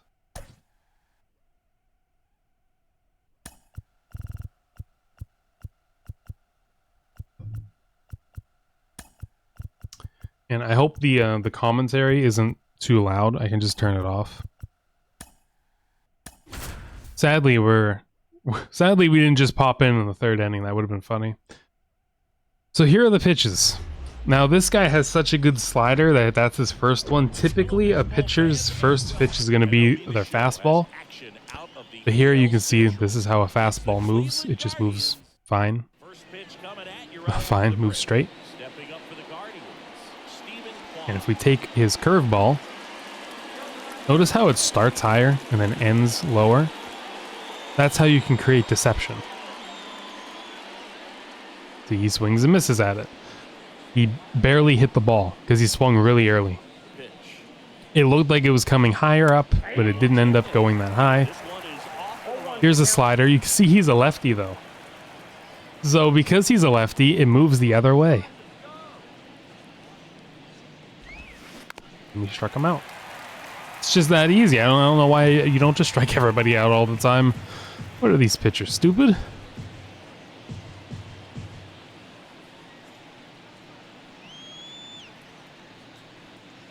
So there's some different ways to pitch. I think I went over this before, but kind of attack him inside and then throw something outside and kind of confuse him a little bit. As a hitter, that pitch is really hard to take, and there's just not much you can do with it. You know that. that, but you don't want to get rung up by the umpire. Jose Ramirez. Nice. Batted with one down, takes a strike. He's someone that really beats up on right-handed pitching. The lefties, however, give him a little bit more trouble. Well, Jose Ramirez had a sensational 2018 At this point, I just kind of throw the ball around. But your goal in general pitching is to throw it around the border here, basically. At the very least, you want to avoid this part. You want to avoid the middle. So you don't want to throw it where it's easy for them to hit the ball. You want to throw it right there. You want to throw it on the corners. You want to throw it out of the strike zone and hope they swing at it. Because otherwise it's a ball like that. He didn't swing. He didn't swing fully. That's another thing I have to talk about, a check swing. So a check swing is when...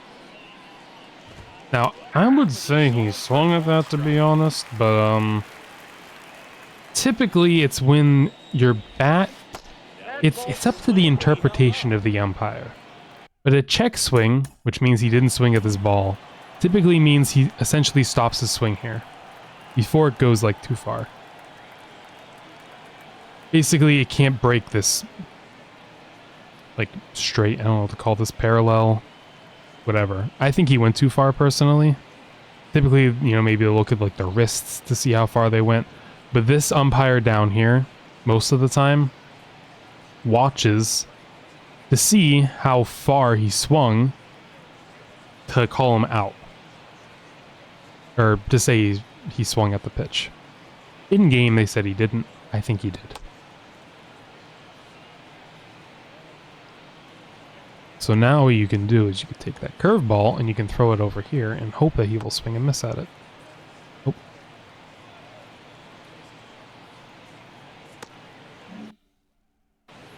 Oh, come on. Outside corner, that's strike two. See, that was a bad pitch that went like almost right down the middle. And now the count filled up 3-2. Oh, we can't get to it. Oh boy, this is a huge field. And there's ball four. So that's something else. These Well, he tried to nibble right there and just these missed the fields spot. are Didn't offer at it. Now he has different dimensions. That's something that I don't think people would realize. They're not all the same size. You're allowed to mess with it. You can make them just about as big or small as you want. And this place is huge. They even have made it smaller. It used to be bigger. It is absolutely ginormous, which means it's hard to hit home runs, but you can hit more triples and doubles, typically. It feels so good to shoot an action the opposite way. Split the gap and know that you've got extra bases right off the bat. That's not where That's you the kind want of to thing hitters throw a dream about when slider. they're falling asleep at night. Ah. See, that ball went... It was in. I shouldn't have thrown it the second, by the way. He was there before I did anything. But it landed in fair territory, past first base, and then went into the outfield, or into foul territory, right? That's why he signals that it's fair. So then he can pick it up and throw it in. Now, he should have thrown it to this guy right here instead, or just to third base. He should not have thrown it all the way to second base. He wasn't going to get that guy out in any way at all, even if he had the strongest arm in the world.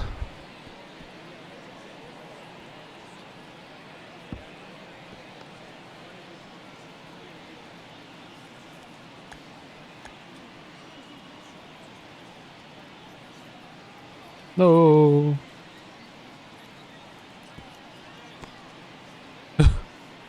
I pressed the button and then I pressed a different one, so then it just decided to not throw it anywhere, which is cool. Finds the zone, and that's strike one. He's given up a couple of runs, but the pitch count really not as high as Ground ball and Jackie and Luca. the infield.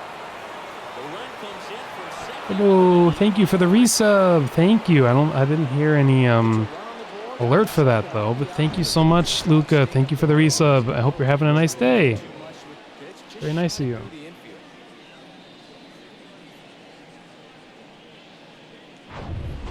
why my alert didn't go off. Maybe I, for some reason, don't have resub alerts on. I'm gonna do that. Right now, we are doing baseball. Trying to teach the game of baseball to those who would maybe want to learn but haven't been able to. Sorry, I'm trying to do the Streamlabs thing right now so I can see if I have the resub alert off. And I will... I'm almost there.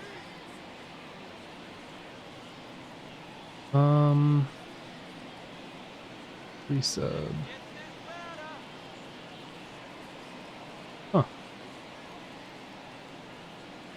I don't know why it didn't work. Well, here. I'll just give you a different one. Or maybe it did work and I just didn't hear it. This is a test.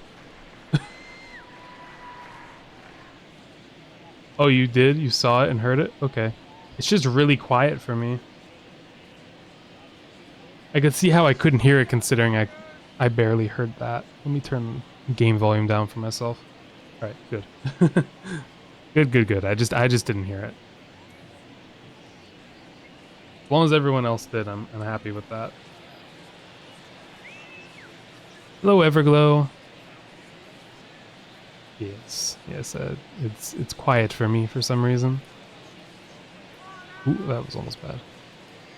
You're having a nice day. I'm teaching baseball. I'm doing pretty well. I'm having fun. I whack the ball to space. Only when I'm on base, though, not when I'm batting, I mean. Not right now. But we'll get there in a second here. Strike this guy out. See? He swung and missed at it, and that was the third strike, so he's out. Now we're up the bat. I guess one thing I could explain a little bit is box score. You see all the way up there at the top, the very, very top. You can see there is. I'll use my newfound cursor, my hard email. You can see right there. There's. We've done one. No, why are you doing that? Stop it. Stop adjusting to the grid. I'm not doing any online. I've never done Diamond Dynasty. It's the first time I've streamed this game. So right here is you have a top half and a bottom half of an inning in baseball. In the top half, the away team hits first and the home team pitches. Then the bottom half of the inning, the home team hits and the away team pitches. Hey, thank you for the head pats and the hydrate, Everglow. Thank you. Hope you're hydrating too. Or you said you weren't feeling well. Hope you're feeling better now. So you do this. You alternate hitting and pitching for 9 innings. And whoever gets... Basically, you keep hitting until you get 3 outs in an inning. At the heart again.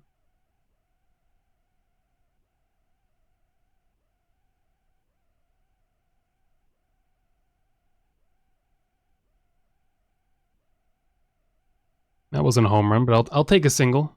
I'll take a single.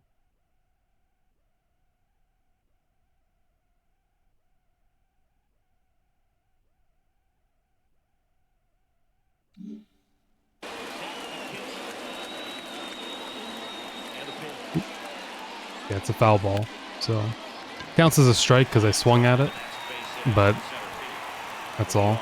See, what I'm going to do here is I'm going to steal second base. You can see what happens here. So if you look at the guy on the right side of the screen, oh, he ran really late. Oh, he's not even close. How did he get in there? What? How was he safe? Anyways, he just stole second base there. You can steal any time. He could even run right now, but typically you're going to try and run when the pitcher doesn't have the ball.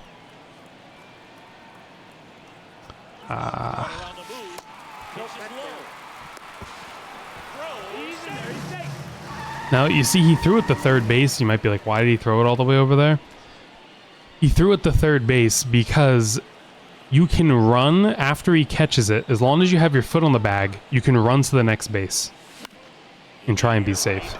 But he was too close that I didn't want to do that. This is Miguel Cabrera. He's been one of the best players for a long time. He's going to retire. And that means today and tomorrow are his last games. Because tomorrow's the last game of the regular season, then it's the playoffs.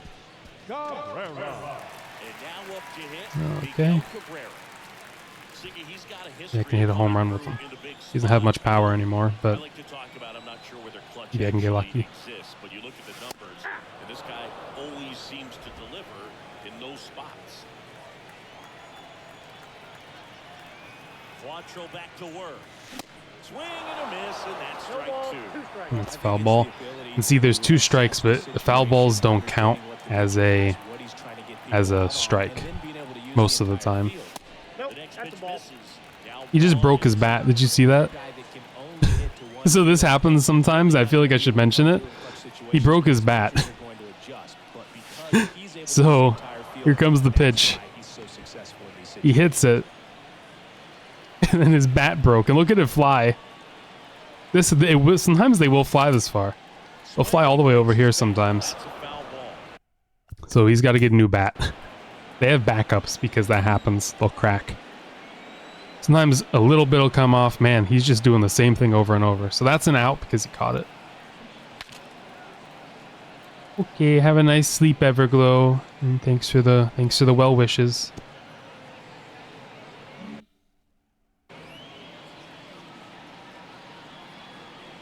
Quattro back to work. And a pop-up right side, foul territory. And Cabrera is retired. And there's 2 down.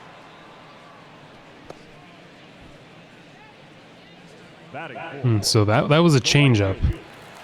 I swung a little early at it, and I kind of thought it was going to be a fastball. So I swung above it, too. Ooh, and that's a curveball, and I swung and missed. Because, again, I thought that it was going to be higher up there, and then it broke that way. And I swung and missed. See, this team isn't as good as the first one I played with. The first one I played with was the Phillies, and they're way better. Swing and a miss. 1 and 2. The hitter early and off balance on that swing. If I'm the pitcher, I'm taking a little bit more off, see if you can get him to chase something in the dirt. How in the world did he hit that? Catch up to the heater. That was so far down. Top of the second. Oof. Here's the center fielder. Oh. Kyle Straw. And it's fouled away. It was so low. Throw on to Cabrera. I don't know how he even hit that thing. Now the left fielder, Stephen.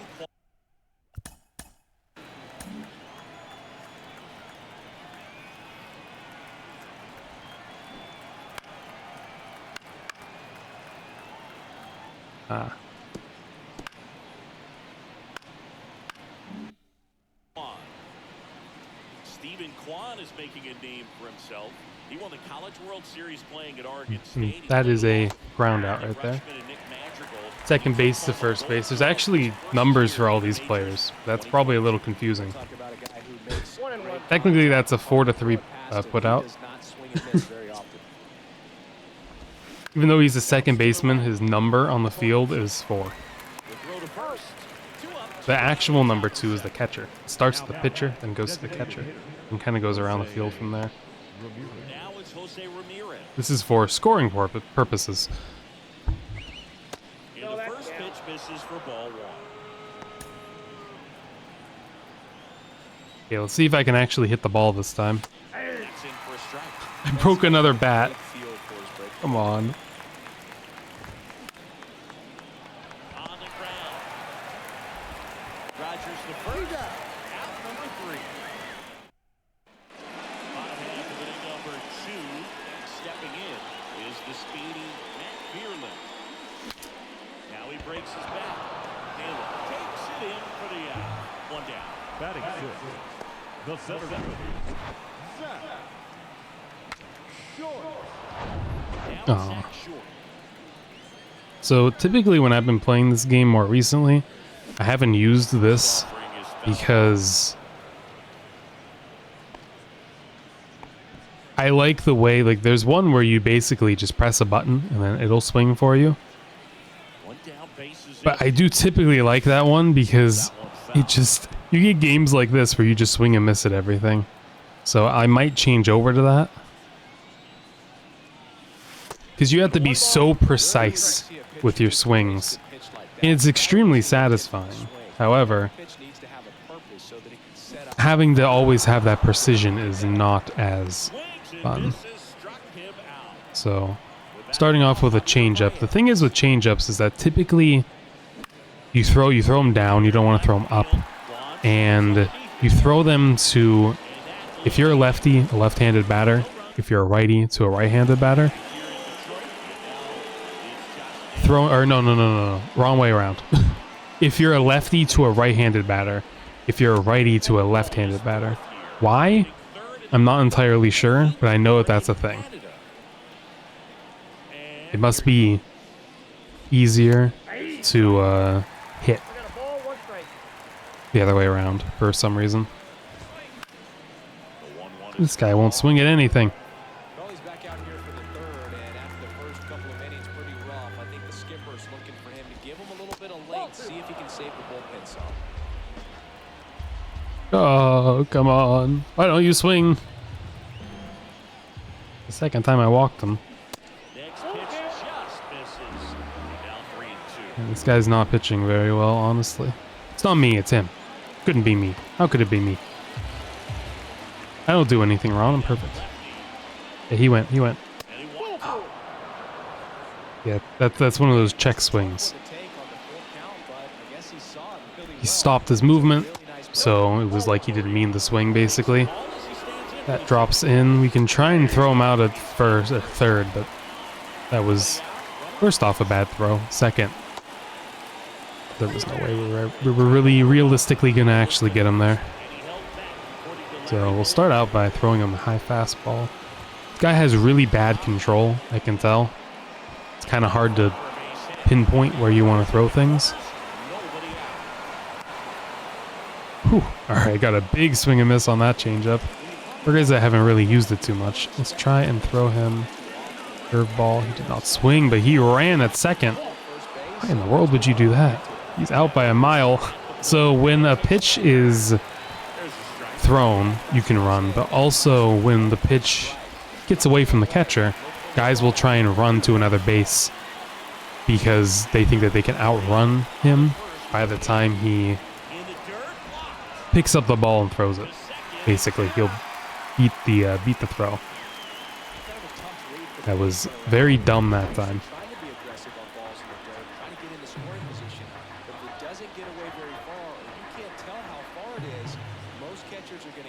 So we're getting some foul balls. He's swinging early at these breaking balls. I think that we can throw another one, and or not.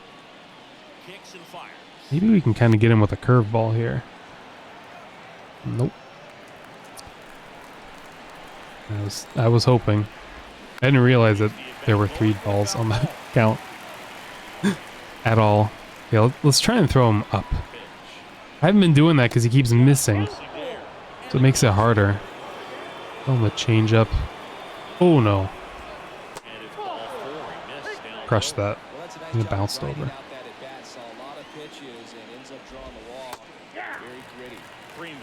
So what you do is, he's not pitching well. So you pop into the bullpen here. These are relievers that can come in, and we can put this guy to warm up. So he has to throw some pitches so he can be ready to actually come into the game. He can't just come in without having done that. You know, he needs to warm up a bit.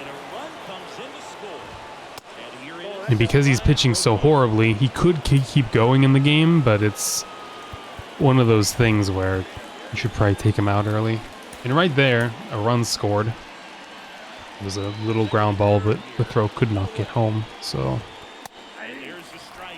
there wasn't even an attempt. This is going to be kind of close. Oh, nice play. All right. See if I can actually get some hits this inning. One thing I would like to do is, Make my own player. I think that would be fun. Went down on strikes his first time through. Ground ball up the middle. And that one handled over to first.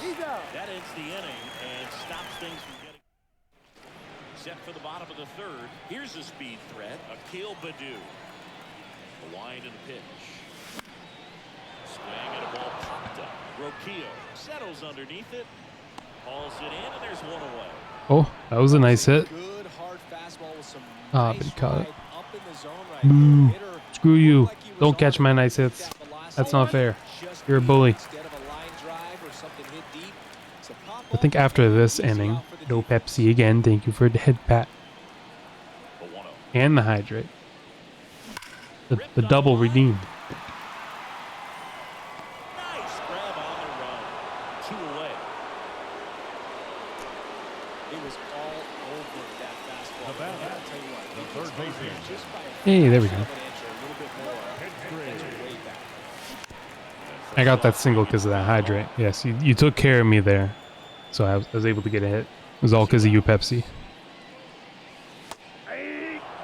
This guy's pounding the zone. Hitters don't have time to think. Maybe you gave me, like you're the water boy. So, you know, you carry the water around and give it to players, but instead it's Pepsi. So then you're the Pepsi boy. Couple of hits in a row for him here. He got All the me. foot down. I don't know. I think that gave me the strength and reinvigorated me. Now that second baseman. But I guess it only lasted one player. There's the strike. Yeah, let's put this other guy in. Different pitcher. So he has different pitches. He's more of a power pitcher, which means he's going to try and throw it by you and get swings and misses like that. More hydrate. More hydration. I need the special Pepsi power-ups. See? It works. Number 67. Oh, got the out.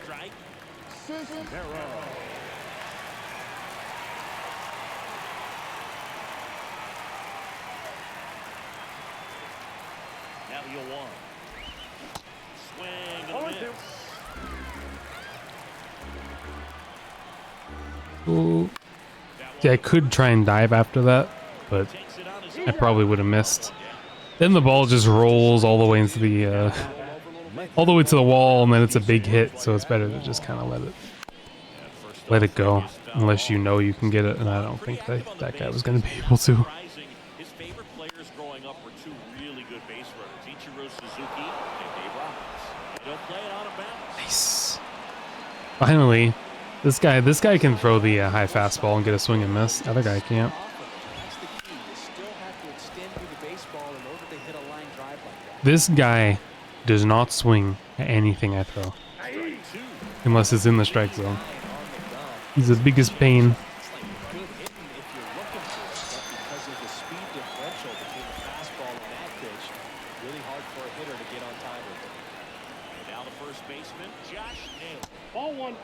Takes low for ball 1. Good slider down and in can be so hard to get. Okay, I shouldn't have thrown that. Didn't really make any sense to throw a changeup there. With 2 away. That was really dumb.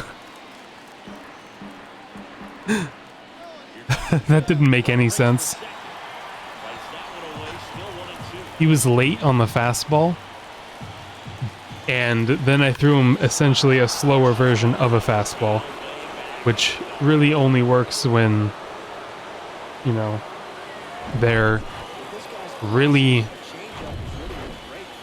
on time with the fastball, but they're just missing. You know, like he's early there. Now you can throw a changeup. Still hit it pretty well, or pretty far, but not really that well. All right, I'm losing 7-0. That's cool. That's nice. The 0-1. Little chopper rolls foul. Okay, let's try a different mode here. That one hit to right. I have an interest in making Carpenter breaks myself it in for the third out. Cleveland with a in pair Road on to this the Show. drive. It's now welcome So I can make a new ball player. Code saved? Yeah, I was gonna say there's nothing saved. I hope current means like the right now active roster, not the beginning of the season one. But essentially, you can pick to be a position player, two-way player, or a pitcher. So essentially, they added in this two-way player thing entirely because of Shohei Ohtani, which maybe you've heard of him. He's the best player in baseball, one of the most remarkable athletes, I'd say, in the world at this point. The ability to hit and pitch is absurd, and nobody else has done it since Babe Ruth, and Babe Ruth did it in like the 30s or something. I mean, and he only did it for a couple of seasons. Ohtani's been doing it as one of the best hitters and one of the best pitchers in the league. So it's pretty insane, honestly, that he can do both. I don't know if I want to do a two-way player. I've played with a two-way player before, and it's kind of long because you'll hit and then you'll have to go through this big long pitching thing. Then you'll hit and then you pitch forever, and then you hit and then you pitch forever. It kind of disrupts, and it makes it longer, basically, because when you're just hitting, you hit next game, hit next game, and then you do that. But when you pitch, you have these long things where you pitch and you pitch multiple innings, and those games are longer. When you're only a pitcher, you pitch, you don't play for 5 games, or maybe 4 games. Then you pitch, you don't play for 4 games. You pitch, you don't play for 4 games. You get through it quicker. This is a little too slow, so I don't think I'm going to do a two-way player. I think I'm just going to hit.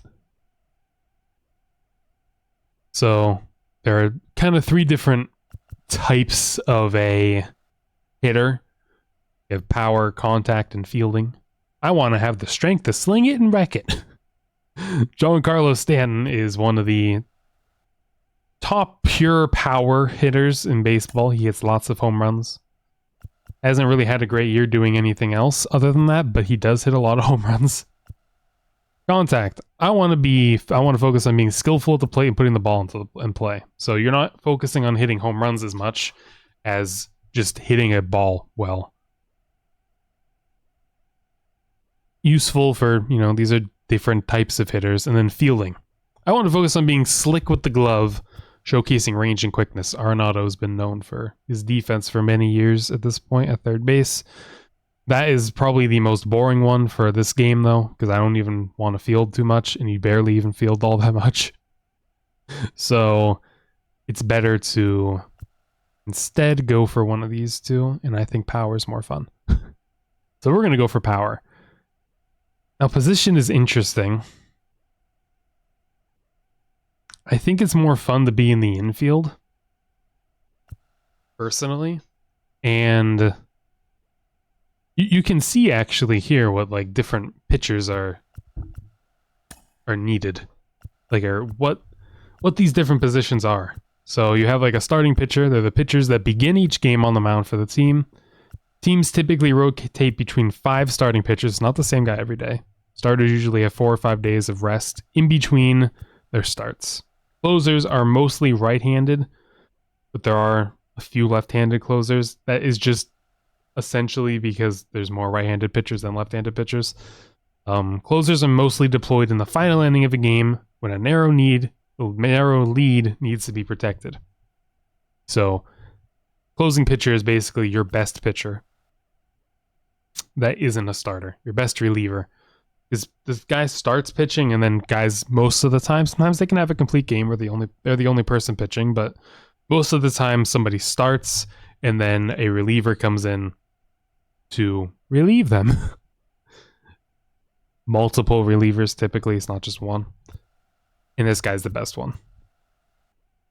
Catches all the pitches thrown by the team's pitchers, often suggesting pitch selections. That's what a catcher does. I never explained that before, but a catcher will say what kind of pitch to throw to the pitcher. They play a psychological role too, taking the occasional trip to the mound to calm a pitcher down or offer advice when he's struggling. Yes, you will see that mound visits. They'll go up there. First base fields ground balls and catches throws from other infielders to force a runner out at first base. Often has to scoop one-handed throws from an infielder or pick low throws out of the dirt. True. Second baseman require quick lateral movement to reach balls hit to the left and right. Must be able to quickly receive the ball, pivot and leap over or sidestep the incoming runner before completing a double play attempt. I haven't gone over double plays, but yes.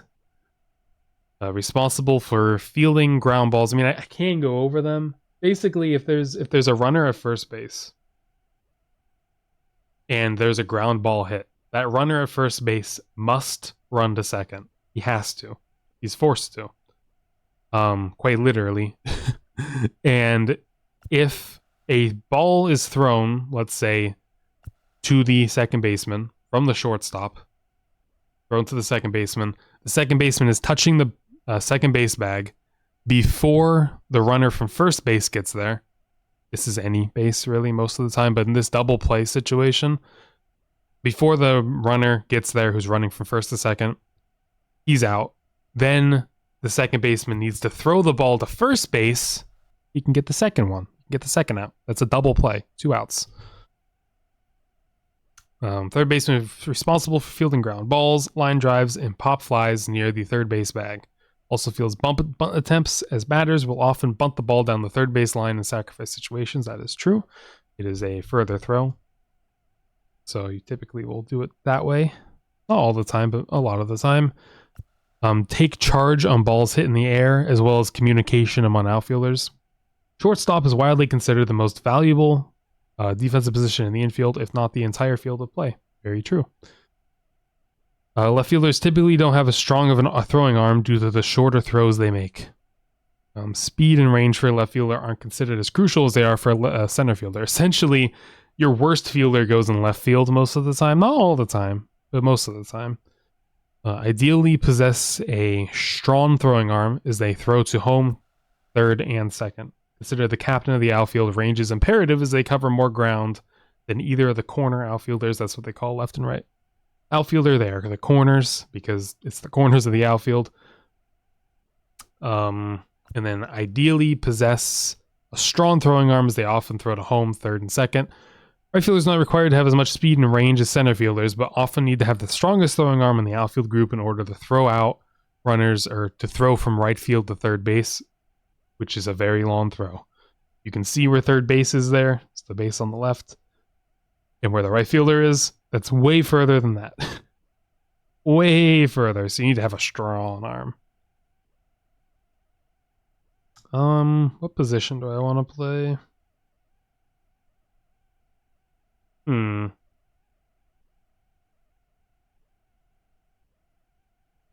Catcher's kind of interesting, but it's mostly boring.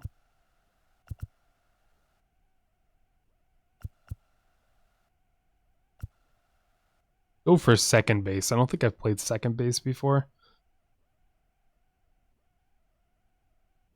Okay. General info. We can randomize it a few times. Just see what we get. Joe random? No.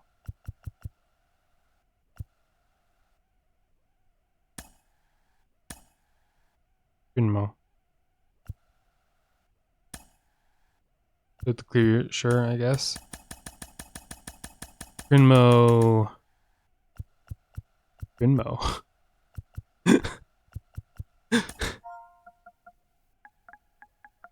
Of course, my name is Krinmo. And here's one of the most fun parts of the game. Obviously, I mean, I don't know why, but for some strange reason in this game, they don't have the commentators saying Krinmo. That's crazy. But they do have these fun things. I can be Ace. Or Big Daddy. Big Dog. Boiler Yard. Bones. Bobo. Blondie. Boomer. Buckeye. Bulldog. Ace. Candyman. There was a pitcher who had that nickname, Candyman. Catfish. Boiler Yard. Bones. Choo-choo. Bobo, Choo choo. Blondie, Chubby. Boomer, The cookie. Buckeye, Cougar. Country breakfast. Curly. Catfish, Dazzy. Dip. Choo Choo, Dip. Dirtbag. Chubby, Cookie, I think they happen to have otter in here. They have hippo. Cougar, That would be very odd if they had otter, to be completely honest. It's a little different than otter. Curly, Yeah, I don't think that's exactly Dazzy, correct. Oh, you know what? Wait a second. Dirtbag, Dip, Dirtbag, I wonder if it's here. I know there's a last name. Hold on.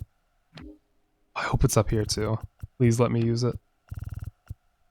Oil Can, It's got to be here for audio.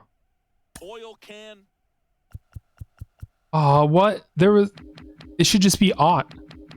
What? No. Otto.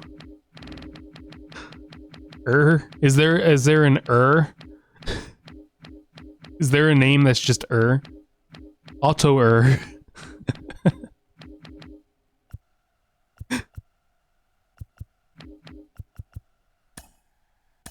Otis, Otto Early.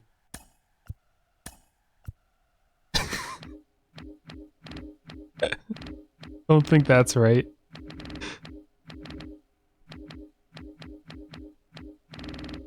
England?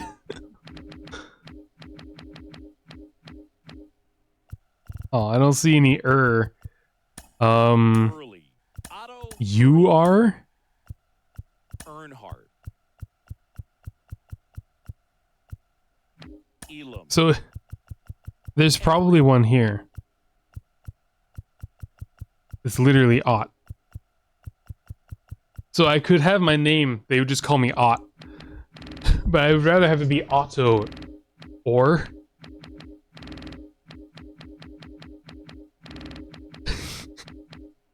Okay, that's an option. Otto or. Odd, Where's you?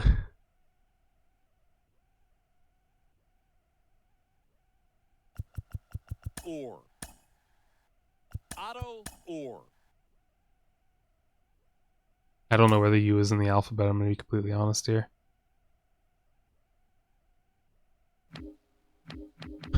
Auto Urban. Uribe, yeah, that's definitely what I want. I would be surprised if they had an in here, but I'll look. And all these nicknames. Ulrich, Underwood, Urban, I don't even have anything with E. Maybe they had somebody who was like for some reason. Auto R. It would be nice if it was just R. Auto JR. That's my name. That's what I am. Auto Pepper. Auto Red. Auto Reb. No. JR, Unless there's R in here. Pepper, Reb, Red, Reb, Yeah, Auto Arturo. Auto Armus. Yeah, I think the best we're gonna get. Because I don't think there was anything on E. Was there? Armus, Armstrong, Irvin. Arnez, Arnold, Otto Irvin. Arturo, Otto Erdman. Arturo, I think we're gonna have to go with or. Otto or. Armus, It's as good as we're gonna get.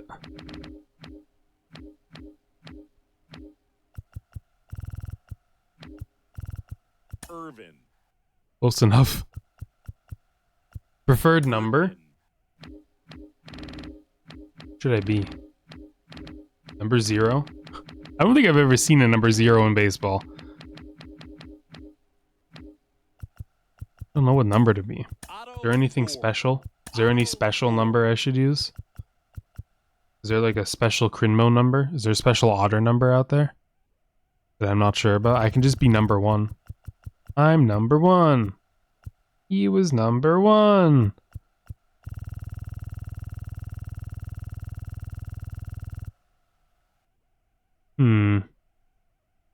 Maybe O for otter. Okay. Sure. We will be a righty. Oh, maybe we should be a switch hitter. That's fun.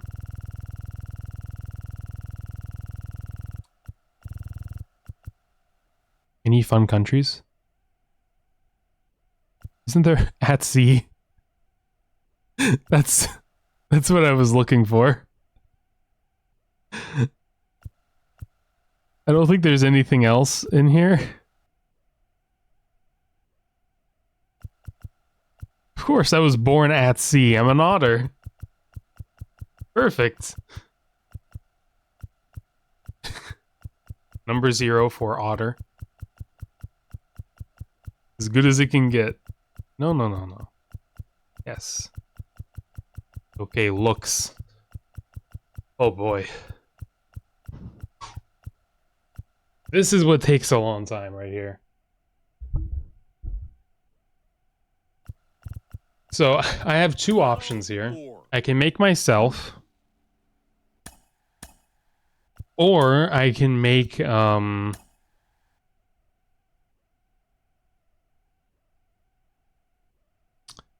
can make a monstrosity. And both are very intriguing options. I can make a Krinmo. Might take me a little bit. Or I can make the most terrifying thing I can make in this game, which is always fun.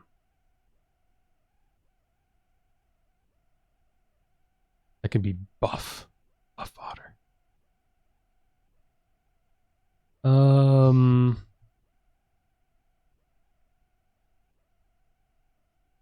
know exactly what to do.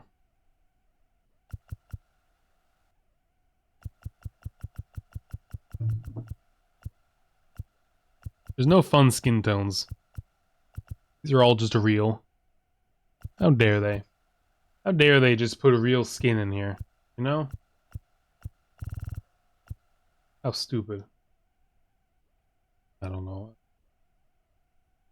And my model's literally right there.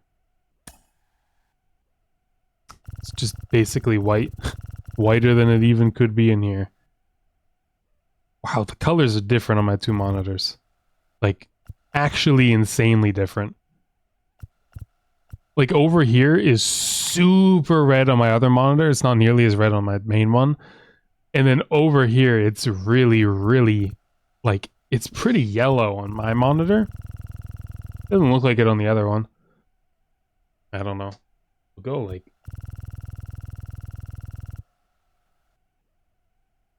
Go, like, in the middle, because I have no idea. I can try and make myself, I guess.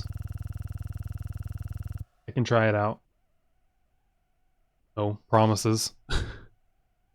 I'm 6'1". Should I make myself disgustingly like skinny? Because you can really do that.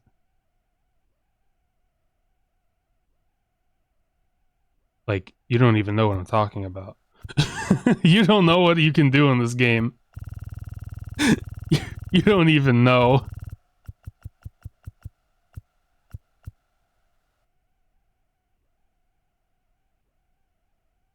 I get myself in a big butt.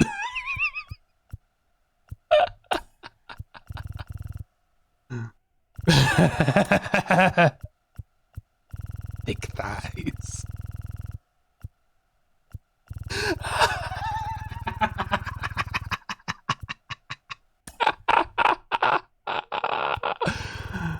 Oh man.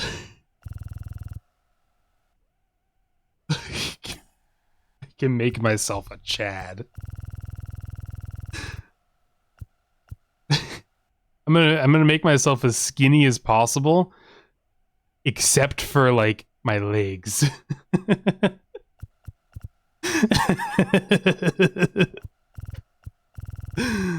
Oh man. Now the question is, should I even make me, or should I just go for it and just make the most beautiful being to ever exist on the face of the planet by putting all the sliders in one direction or the other? These are just base faces. You can change it after. I don't know, maybe this one kind of looks like me a little bit. I'm not sure. I have no wrinkles. You kidding me? I'm an anime character. What's a wrinkle? I'm not an old person. You know how it is. You're either old or you have no wrinkles. Head size? Are you kidding me? I got the biggest head you could ever imagine. I have so much knowledge in there. It's unbelievable. Oh man.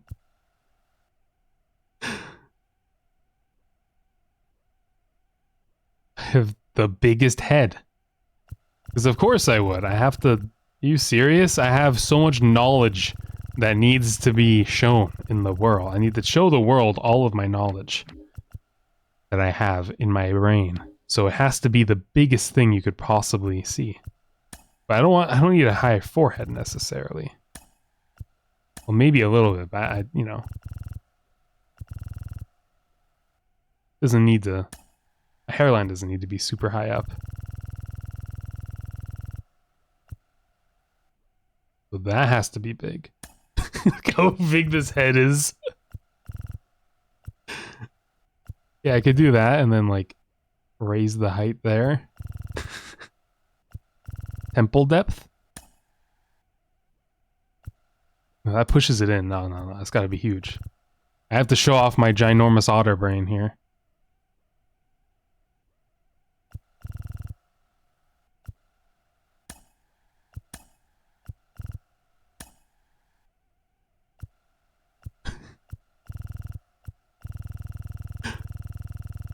Base position? Should be like as far down as I can put it just to show off how big my head really is.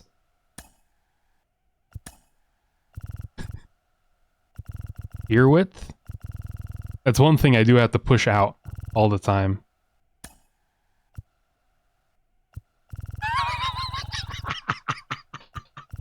Why is this so big? Well, obviously it has to be long. I need more room for my brain. It's so tiny.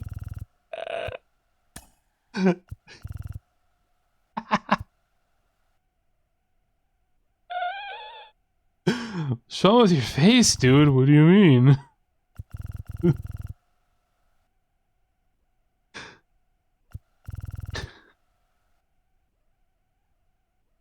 Guess I have to do that.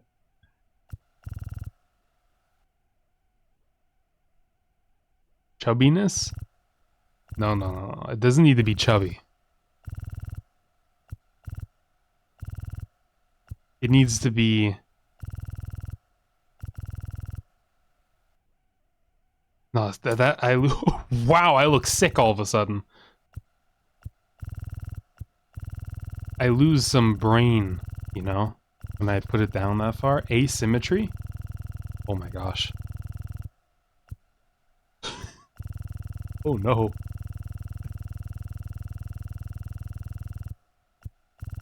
I don't remember this option.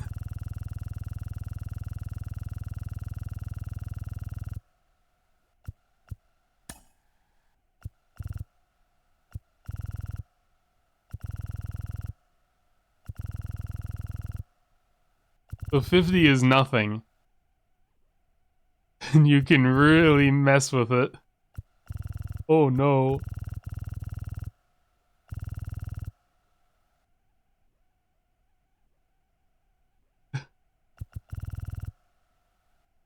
We'll just have it be straight on, you know? My hair is not that. Of course I have a mullet. It's not really a mullet yet. There is a mullet in this game. I know that. I need to change the hair color. I can't see it.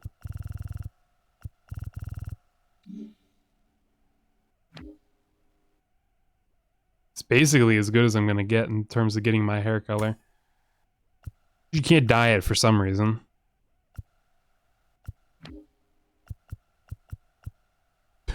I mean, not really.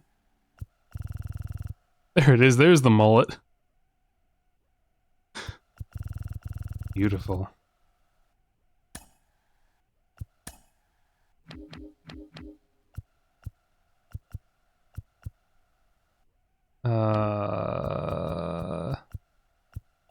Come on, there's got to be one of my hair, right?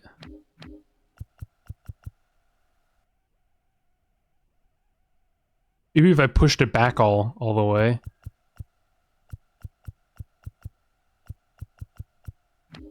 If I parted it down the middle, if I parted my hair down the middle and pushed it back, it would probably look like this.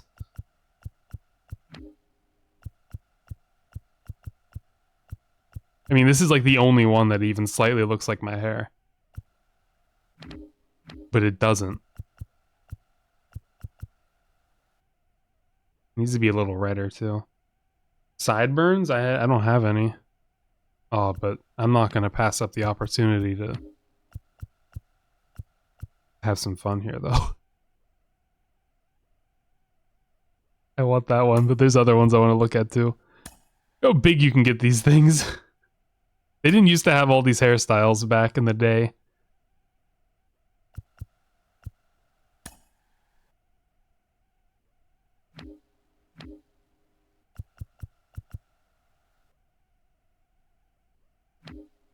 Okay. There we go. That's it. That's all my facial hair. Right? I have that, right? I have that on right now. Yeah, I do. I don't have any rosy cheeks.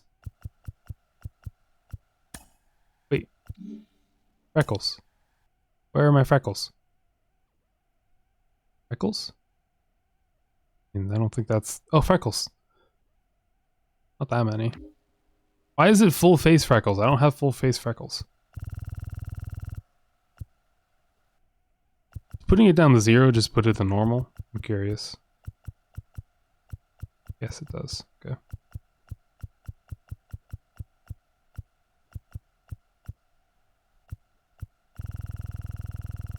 Okay, I guess that. Cheekbone definition?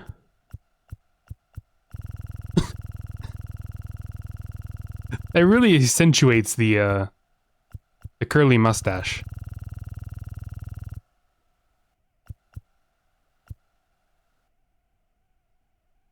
Give him some chubby cheeks.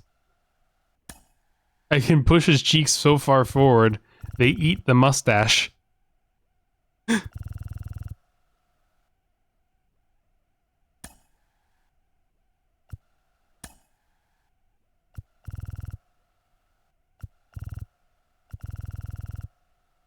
What was it before? 43? You can increase it a little bit. Just before it hits the mustache.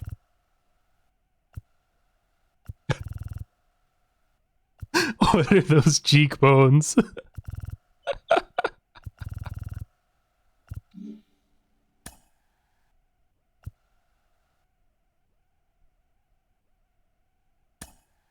Oh, I don't want it to hit the mustache. Eye color, do they have yellow? That was kind of yellow.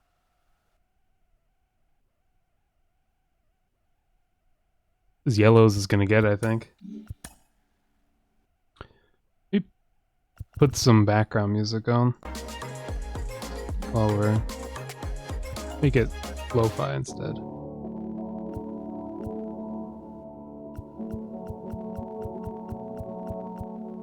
Lower it a little bit just so it's kind of more in the background. Okay. Eye bags, crow's feet, no. Eye scale? No, other way. Ginormous eyes.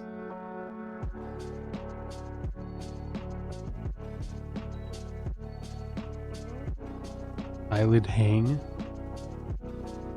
I can do a little bit, I guess. They're not just always staring open at you. I do have a bit of a hang, so I'll do that. Oh my. Oh no. What?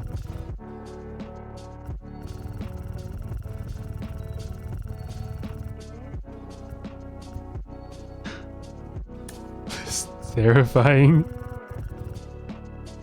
That is horrifying.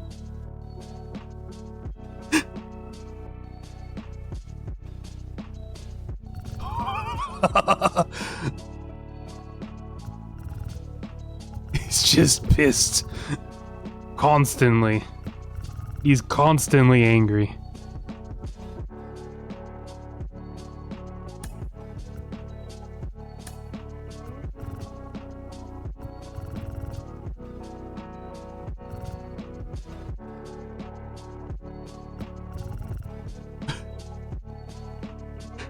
This is what I look like, right?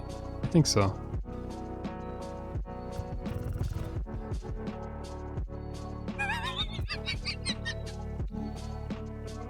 Yeah.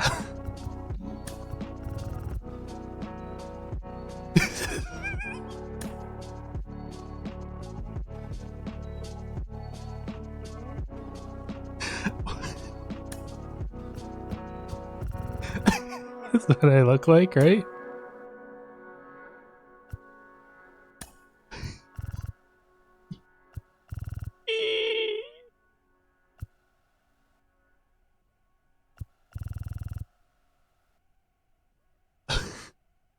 Should they be out like that? I think out looks better.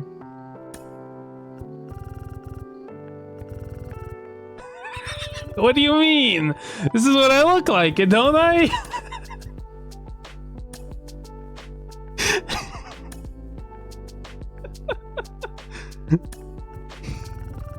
I'm pretty sure this is what I look like. He tapped into the stream to horror.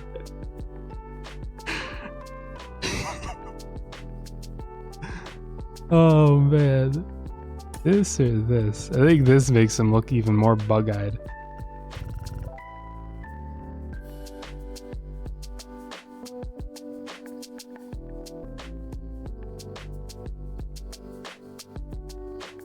Could it be rotated at all? I like where they're just kind of straight.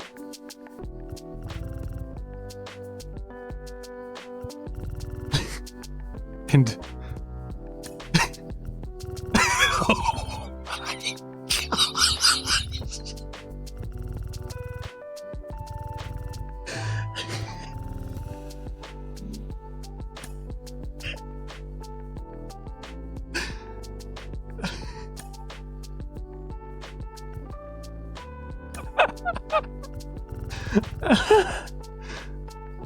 Oh, this is terrifying.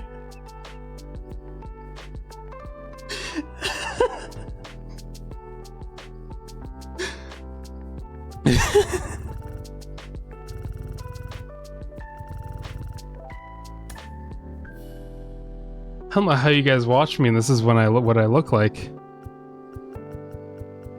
And I just have no eyebrows. That's even worse. I think it's worse to have absolutely no eyebrows. Oh no.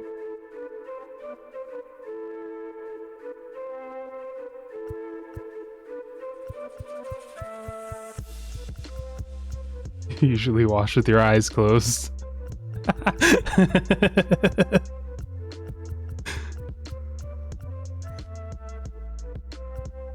I think having it in the middle, except for outer,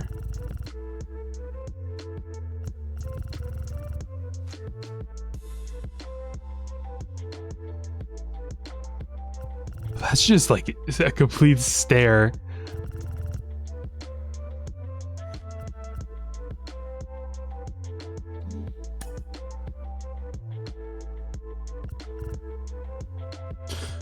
I almost like it more when it's not up in the air like that. But dividing it is good, but when it's up, it adds like a surprise. Let's move it up a little bit.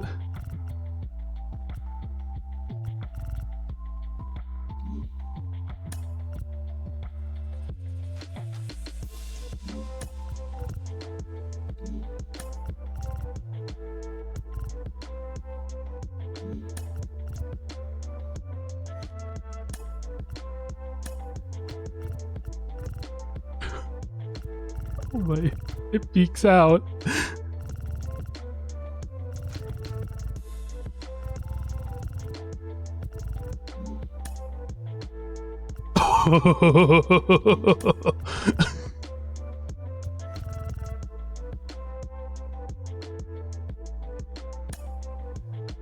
He looks like he's witnessing the most horror that has ever been witnessed by a human.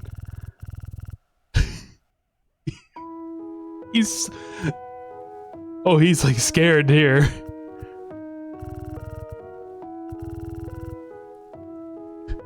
He's terrified of whatever he is seeing. He is absolutely horrified. What does outer flesh do? The frog and the Neanderthal. What's this moving? I can't even tell. It's really hard for me to tell what is being changed here.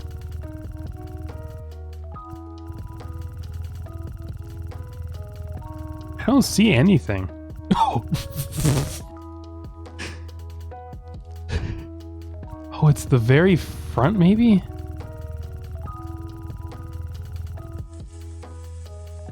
Just let's put it all the way up. I'm having trouble seeing what it is, but I think it looks better when it's full.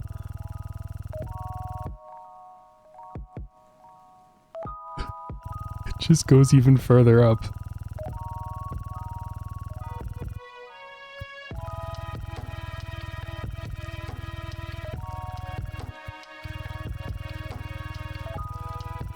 Oh, when it's down, it looks even more horrifying, I think, than when it's up all the way. Maybe just leave it at 50. Outer drop. No, I don't want that.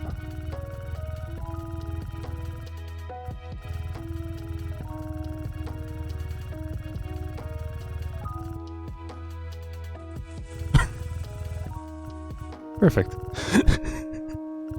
Oh, his schnoz. There's also a schnoz to worry about here.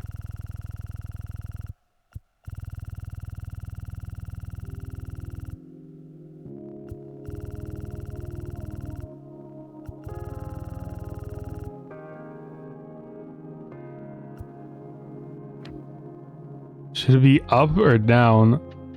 I think it being down makes the eyes pop out more there.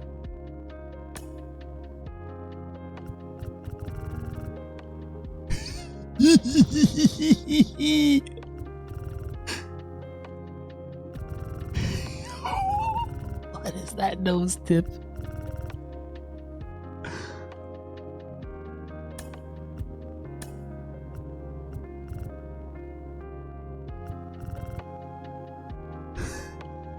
A Voldemort nose.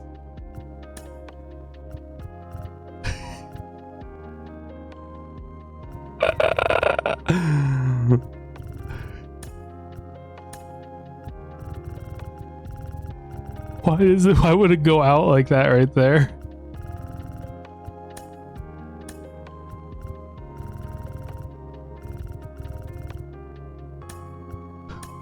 What is that bump?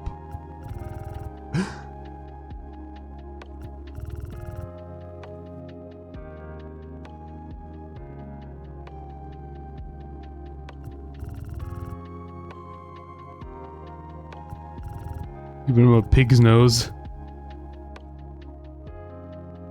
Yeah, I do know who that is.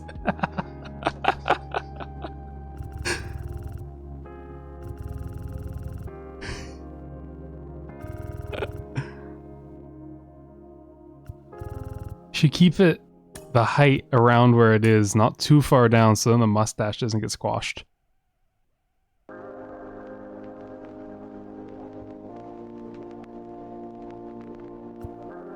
So right around there.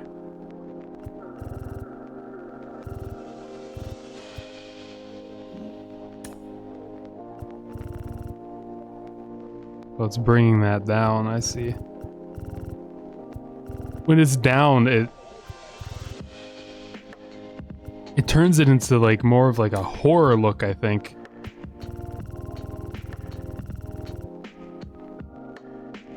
It's like the very top up there with the eye.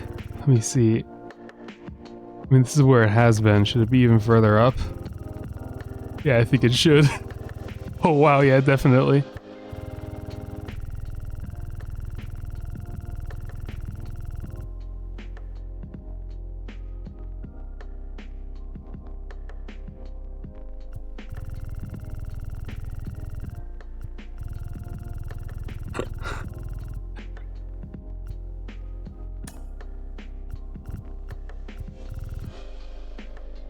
Wait a minute.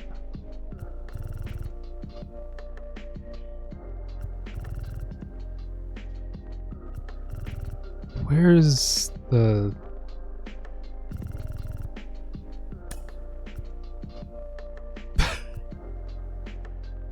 He looks even worse like that. He is terrified of whatever he's looking at.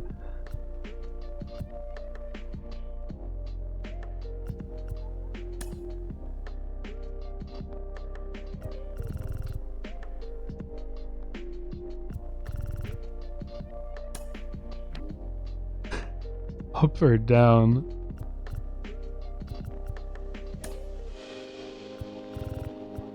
I think down, it just makes those eyes even higher up.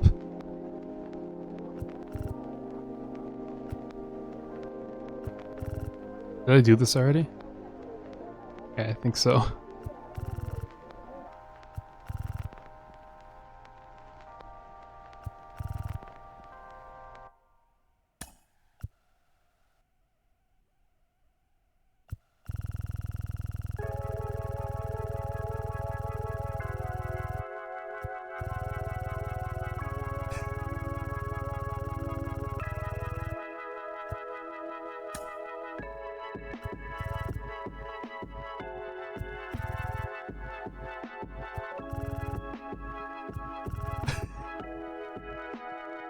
Oh man, should they be big or thin?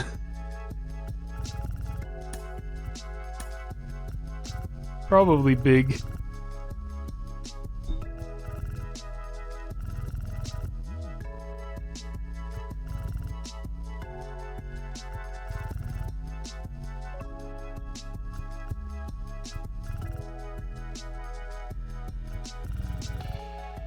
You're not all the way up, but close to it.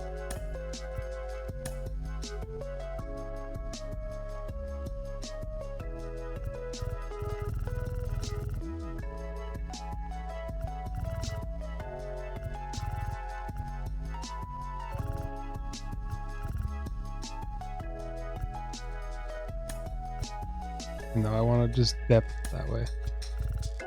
Go back to about where it was.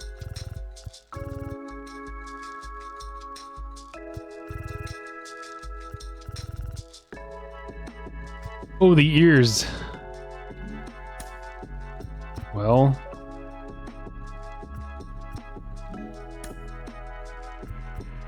They gotta be otter ears, right?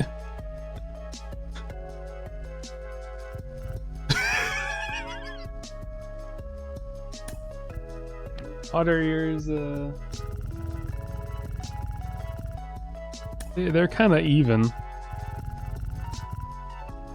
Like about that. As high up and back as I can go.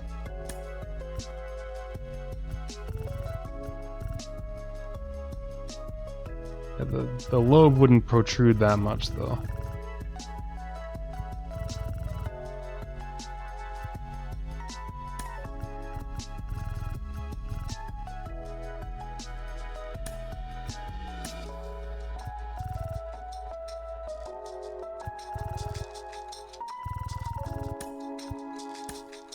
Screw it, I'll just make it that big.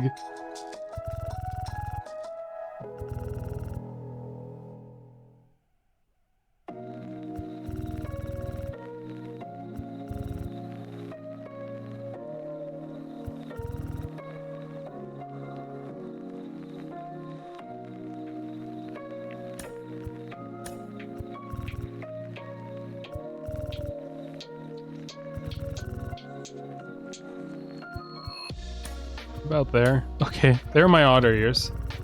Oh my gosh, I haven't even done the jaw and chin yet. Oh man, hold on. Okay. Jaw size.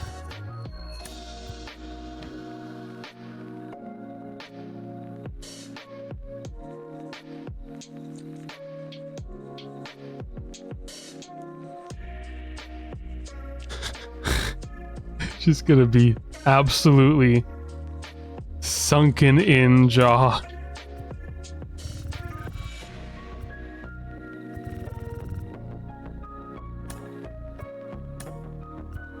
Oh man. Oh, cleft chin makes it look too like. And then I'm gonna make it really small. Oh, what is that? Why is it pointing down like that?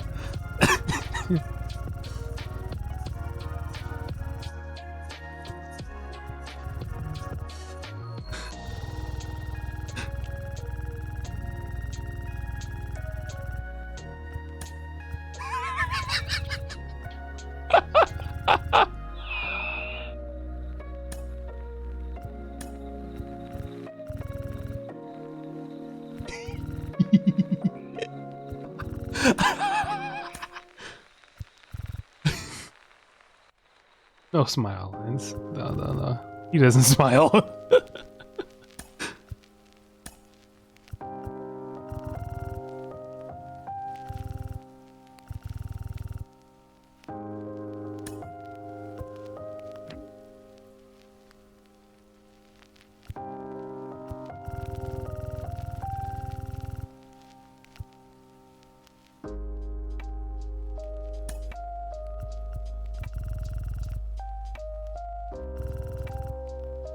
No, he doesn't smile. He's horrified at what he sees.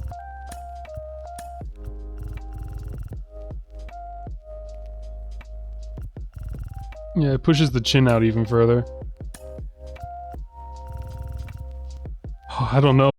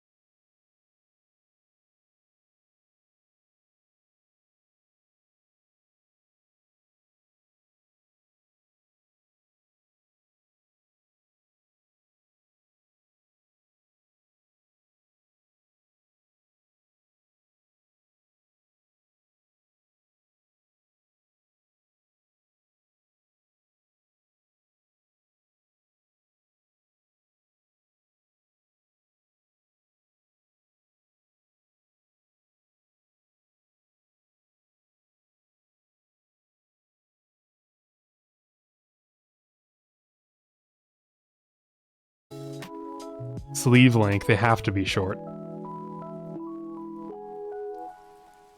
He definitely wears. I like that. 100%. Can't change the glove yet. The type of glove. You give him quite the glove, though. Oh, we can change the webbing. I don't know if there's any reason to the webbing. You see straight through your soul and straight into hell. That's why he's terrified. He sees the outcome of everyone's life. And anytime he sees someone who's going to hell, he sees hell and he is terrified. And it has that face, the look on his face will not leave.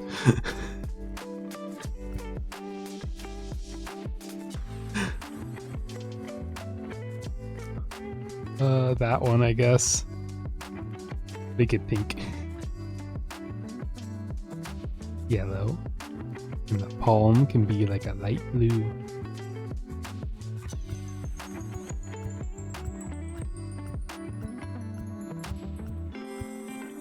Make it white. That actually kind of looks kind of interesting at being white.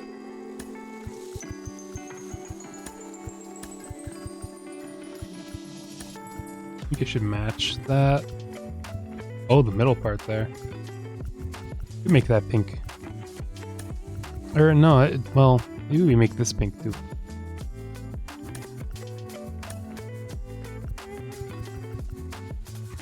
Technically that's different than the little ties that go on it. Finger out of the glove, yes. No, he doesn't wear gloves. I can tell you right now, this man does not wear gloves.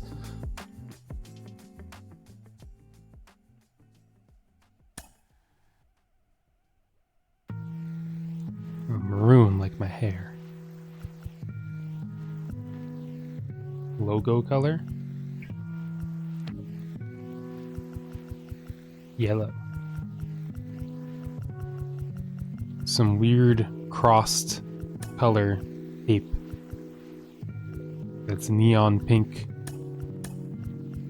And there's no other colors I can choose. Even though it says there are.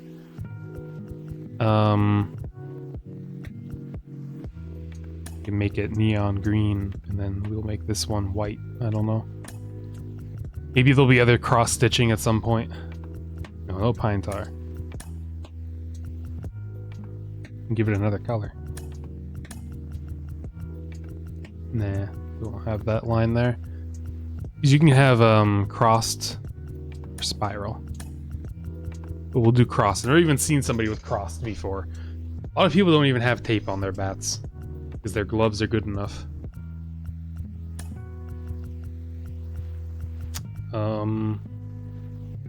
Oh, he would be one of those weirdos with one glove. I've never even seen one before. I still called him a weirdo. Cyan. Yellow.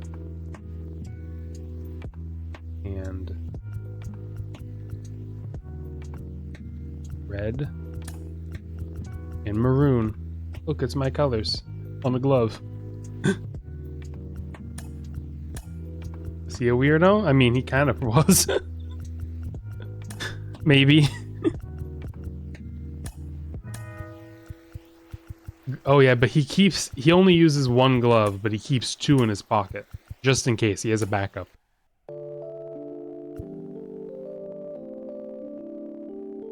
When you golf, you use one glove. Guess you just don't need it on the other hand.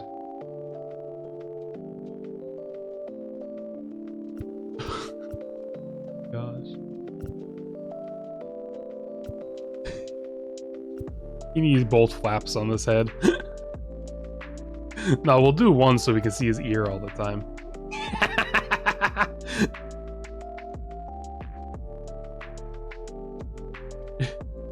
It doesn't even protect his chin.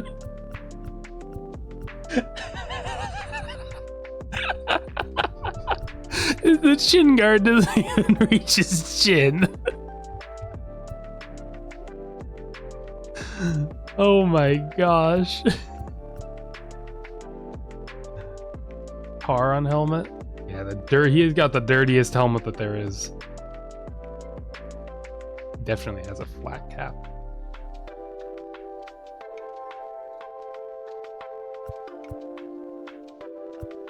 Elbow guard? Nah, he doesn't need an elbow guard. That little thing would snap the second something hit it. But he likes the shin guard though, of course. He doesn't like elbow guards. He wants a neon pink shin guard. What's the one that's his left hand? Even though he's a righty, he only wants to protect his left. We'll make this one like a light, just a yellow, a regular yellow. Get an injury and die. Hopefully die ASAP. What do you mean? This guy's gonna be the face of baseball. Shohei who? Otani what? I think you mean Krinmo.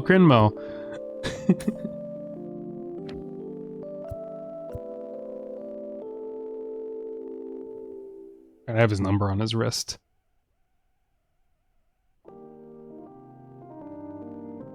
Some neon pink.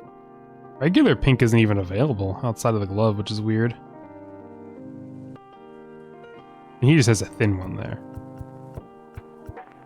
That's gold. He thinks it's actually made out of gold because he's a little dumb.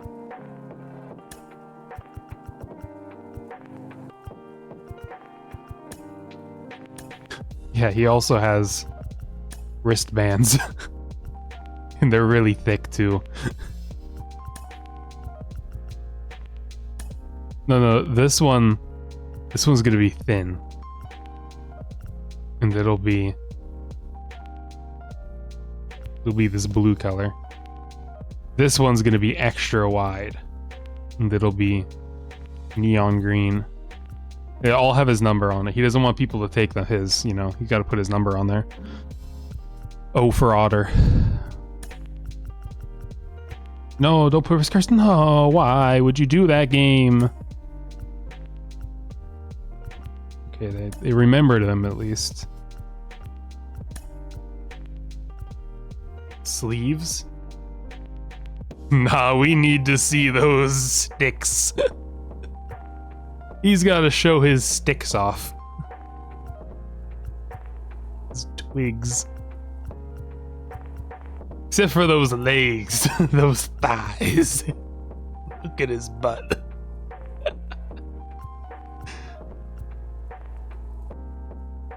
Yeah, and he has wrist tape on both. For some reason, they're both long wrist tape. And yeah, it's white. Eyewear? Well, duh. You know, he has like prescription eyewear, but he never wears it. He only just puts it up on his when he's fielding, he just puts it on top of his cap for some reason. He never uses it. Rumor is he just wanted something else that was neon pink on him. Yeah, and he's got the smudge.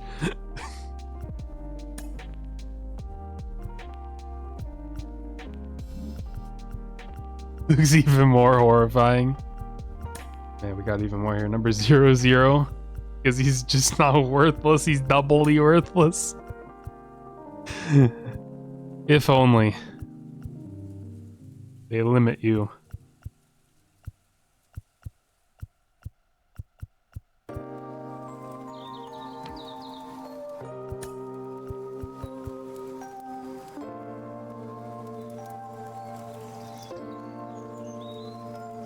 Neon green.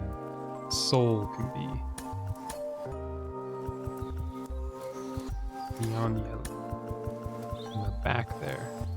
Be neon pink.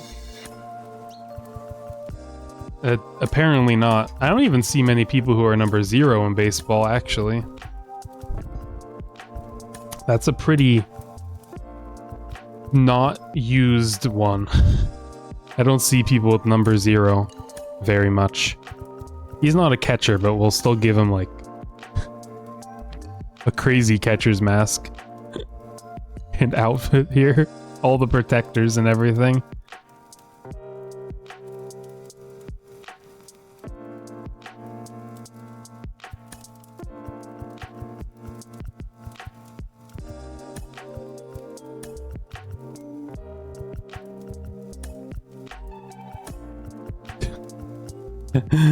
Oh man.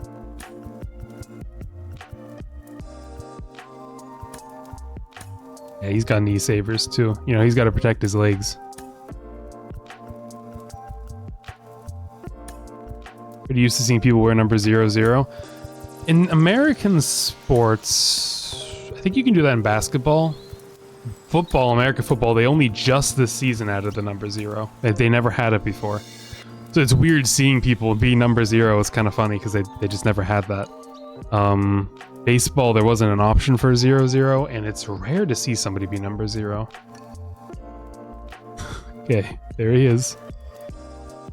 Oh my, look at that. Look at him hit. So there's a batting stance creator. Sadly, it's not as robust as I wish it was. But you can still do some pretty funky things. Because they don't want you to create a collision with your body. So you can move around the arms. American football 00. Possibly in college football. It wouldn't have been in the NFL. It could, you know what? There might be a number 00 in a different non-NFL football league. There's the XFL, and the USFL, which are merging now actually, which they're both pretty new. I can almost guarantee you the XFL has 00 as a number, so you might have actually seen that.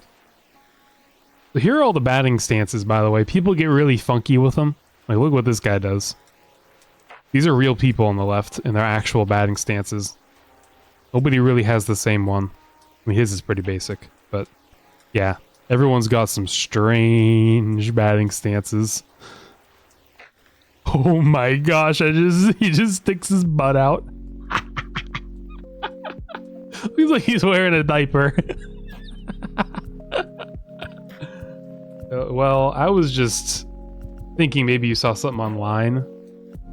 I didn't expect that you would get any other league. That they aren't even that popular here. I feel like he needs one where he sticks his butt out.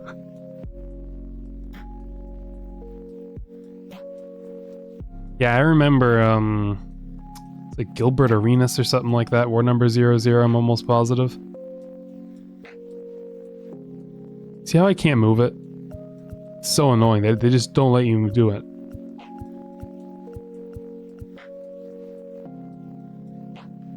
So it's fun to like change things, but it's like, nope. You're not allowed. There's no collision moving down. But it just straight up does not let you do it. Which is not fun. There's no collision with body happening here. Little baby res. 20 years, maybe more, yeah. They've had it for a while. Oops. Generic players, you can get some weird ones. I think where you can probably... he just stands there. You can change things more. That's sweet ass. It's your favorite part of him. You don't like the rest of him. But when he sticks his butt out, you're like, maybe I was too harsh on you.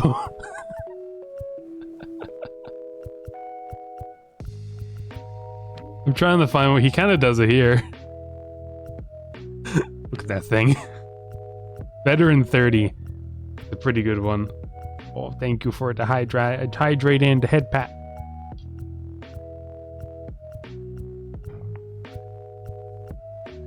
Probably much needed. Oh, 2 hydrates. Thank you for another hydrate.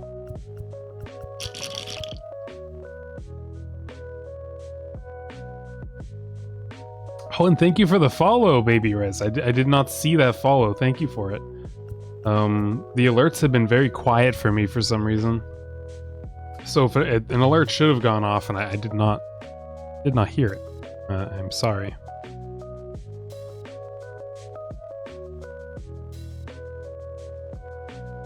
I basically want the Dante Bichette one, but I want to be able to change where his arms go, because I think that would be fun. Although we'll see him more from this perspective. You know, this is how I should be looking.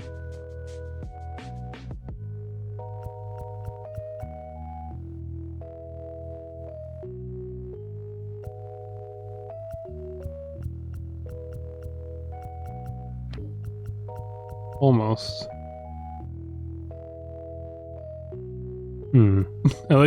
I'm literally just staring at his butt.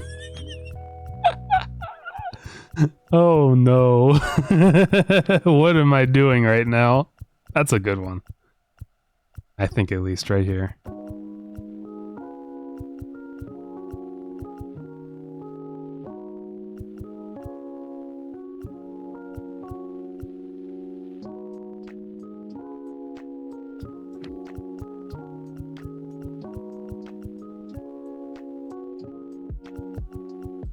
Oh, I see what it's doing.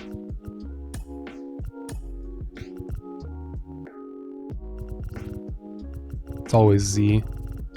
I can have the bat be really close or really far away. I think it being farther away is kind of funny.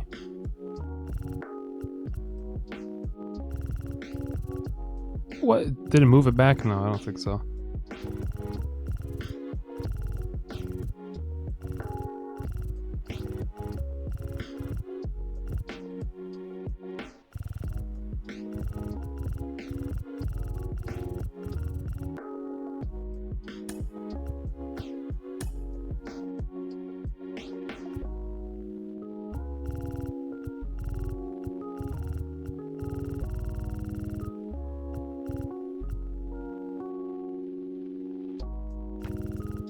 Just have him rotate a ton.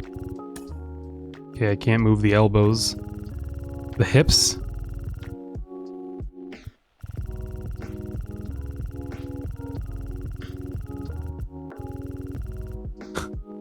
Move him as far back as I can.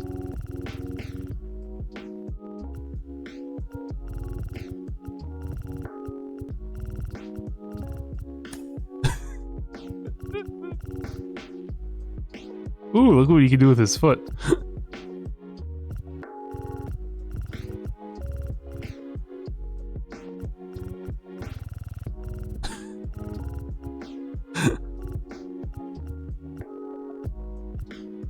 Perfect. Nobody ever does that though. That looks hilarious. I don't know how he's standing.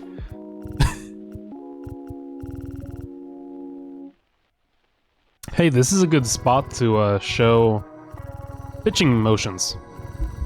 So everybody has, obviously you can see that with the batting stances, they're all different. You can move your arms around and stuff. Typically you try and keep your, your back elbow up when you're standing there swinging, like in motion, you try and keep your back elbow up to make sure you're ready to swing. Because you gotta swing fast. Those balls come really, really quickly. Sometimes you have to cheat basically on some of these pitches, but I'm looking for a very particular person to show you. Okay, here's Taylor Rogers. Guy's pretty normal. He throws it right about how you would expect, right? Well, he has a brother. His brother does not throw it as you would think he would. His brother throws it all the way down here. He throws it even further than that in person. Like, not in game. This is called a submarine pitcher. And people typically do this when, again, things aren't working very well and they need to create some kind of deception, because people don't pitch from this arm slot very often. That's what it's called, arm slot. How far down your arm is. So you'll get some people who go from there. That's about 3/4. That's sidearm-ish. That's kind of normal. I'm looking for somebody over the top. Those are kind of rare. That's over the top. This guy throws sidearm. I'm almost positive. Yep. So they're different arm slots, and yeah, Tyler Rogers has the absolute craziest one. So even though I won't pitch, we'll make that our pitching motion. He's gonna run. Did you just run like this, like he doesn't care? Oh no, not my controller. At your stance. One knee. He's definitely a guy. Just take his hand off the bat.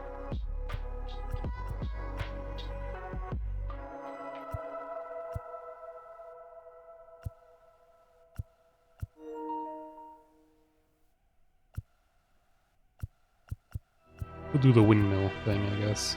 I want to pick his leg up. Yeah, like that.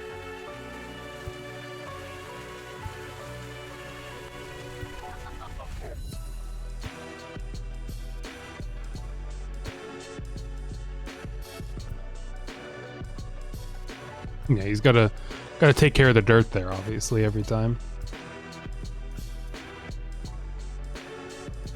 Kick his cleats. So there are different styles after you hit a home run, what you do with the bat. Places it down there, he drops it there. Drops it. Flings it over. This is when you hit like a no doubt home run. Not every time you hit a home run. Because some home runs just barely get over the fence and they're not sure it's going to be a home run, so they kind of run a little harder. Other times you know you just clobbered that thing.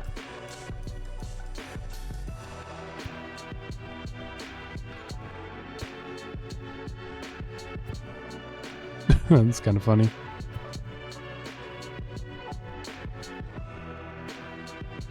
I like that though.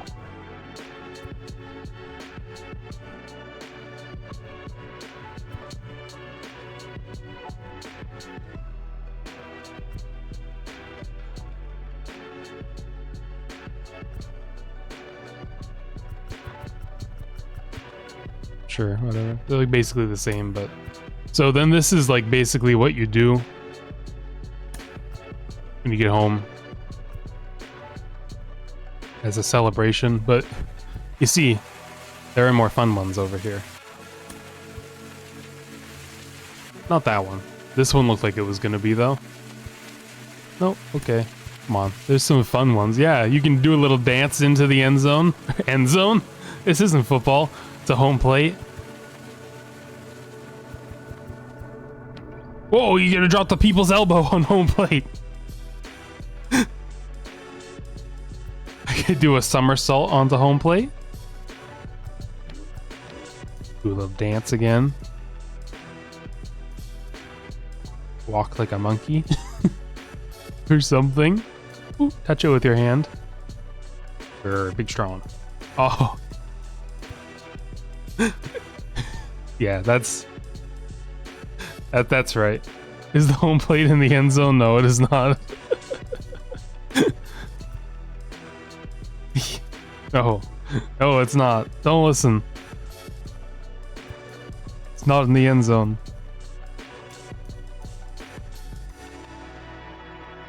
Okay, I think we're finally done now.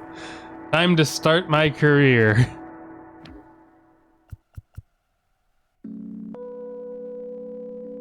Can watch this, I guess.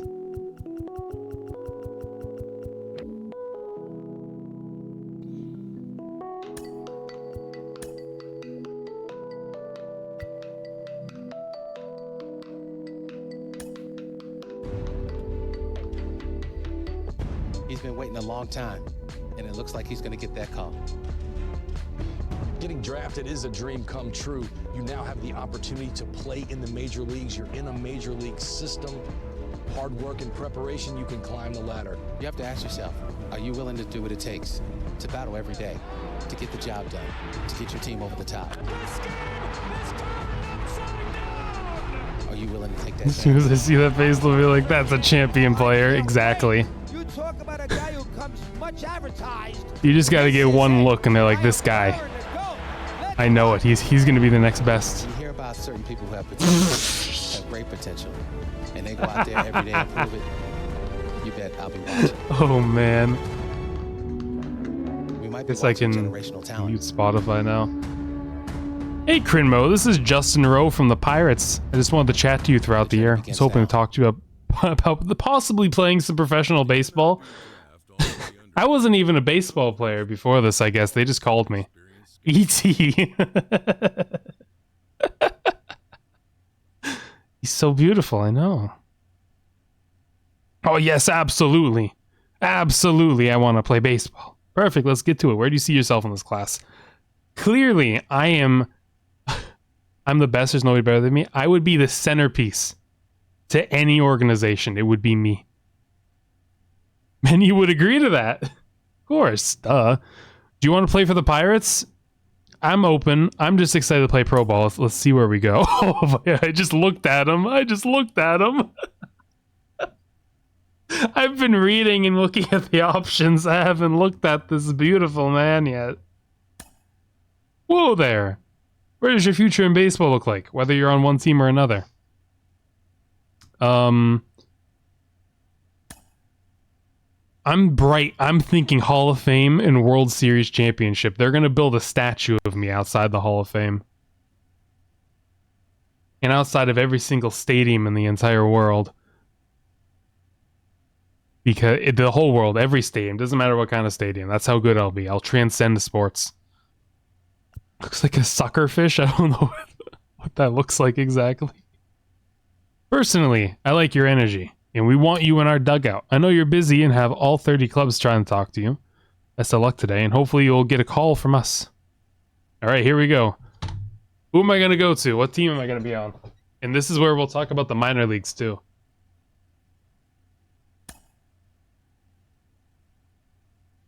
Look at me in a suit. The Brewers! I don't like the Brewers.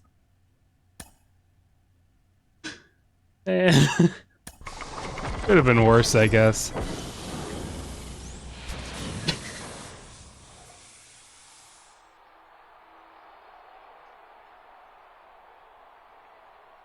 At a circus last year. Was my brother taken last year or something? That guy's the one sane man who looks at me and goes, "This is not a real person. This can't be true. Looks like a premature baby that got dropped on its face, then suffered from malnutrition for the rest of his life." Last year.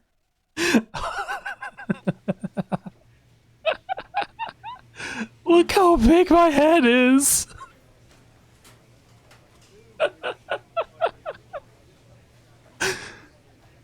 My big brain is in there, that's why.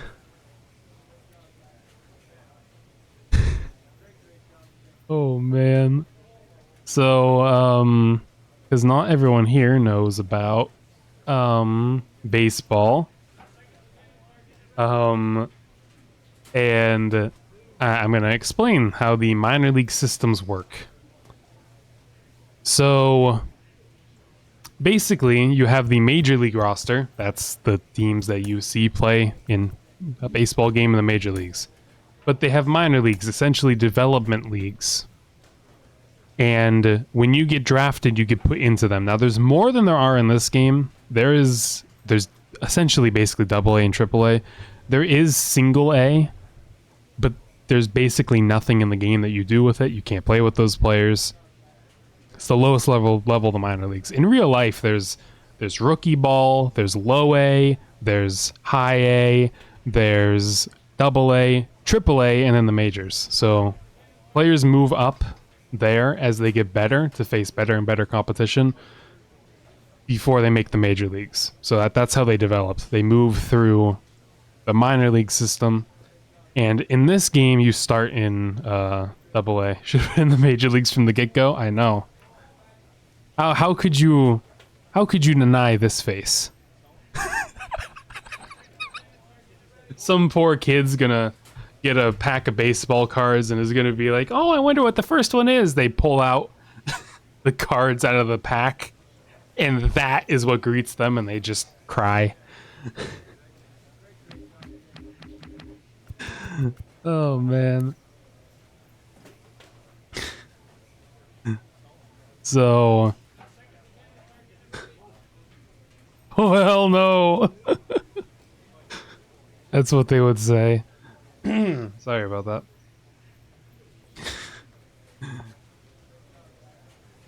Okay, well, I guess it's time to start it out. So we're gonna be going through the minor leagues. Typically, you're down here for quite a while. Lots of games in a season.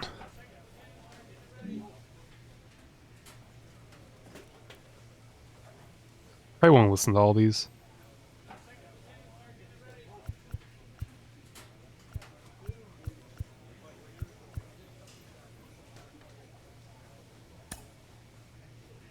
Okay, I'm already not listening to that Get one. your first hit out of the way, your first It's at bat. Absolutely takes a no lot of use to any pressure off form you. of The first story. time There is no stepping story. into the Oakland Coliseum, I was nervous. You know, I'm It's just facing Ken Dave Griffey Jr. Stewart. talking about his You first know, hit. faced him one time in spring He's a training. very good prior player, to though. that.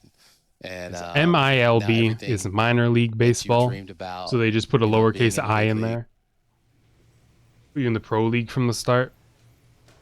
It takes a little bit to get through this, the minor league system. You're gonna be here likely a whole year. Live from Barnes Canyon Ballpark.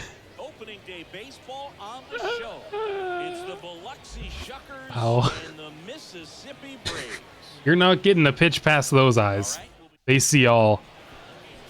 first pitch moments away, and on the hill in this one, Wascari Noah. What do you No, in-game year. Well, there's going to be a lot of balls in play because of the ground ball rate. And that the defense stays Not engaged IRL in the game. year. I think it's critical That would the be tempo is there. If you work quickly, it crazy. helps the fielders Hey, behind first you hit. stay engaged to make those plays and help you get through the Yay. innings. So in-game year, you know, these games, first off, not sure how long they take exactly. We'll have to see. Oh man, look at that from the pitcher's perspective. That behemoth. So there is base running. I'll do it here. I typically don't do base running because it just takes a long time. I'm just not a super big fan of it. That was a strikeout, so we don't run. You need to be careful when you run, because if it's hit as a fly ball, this is something I never went over, but you can't run to the next base if there's an out. Unless he catches it and you're standing on first base. Minor league, that's little league. Just a small difference there. That's little league baseball. That's for the kids. Minor leagues is where people who are drafted out of, or not even drafted. And there's actually one thing I want to show there. Hopefully I can look at the replay, because there's something interesting to explain there. But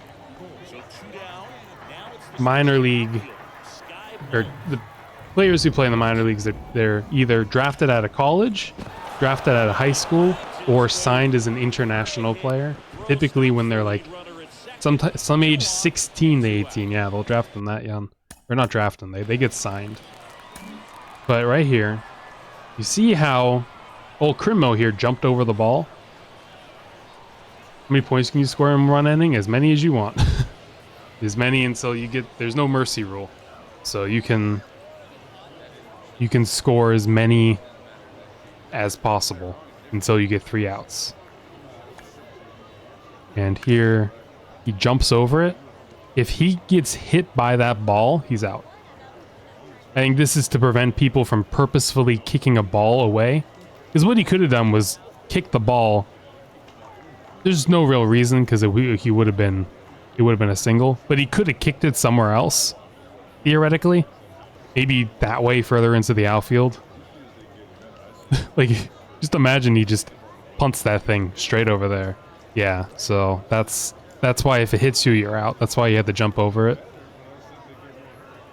But yeah, you can score as many as you want. I'm not sure what the record is for runs scored in a game, or in one inning. It wouldn't surprise me if it was like 20 or something, though.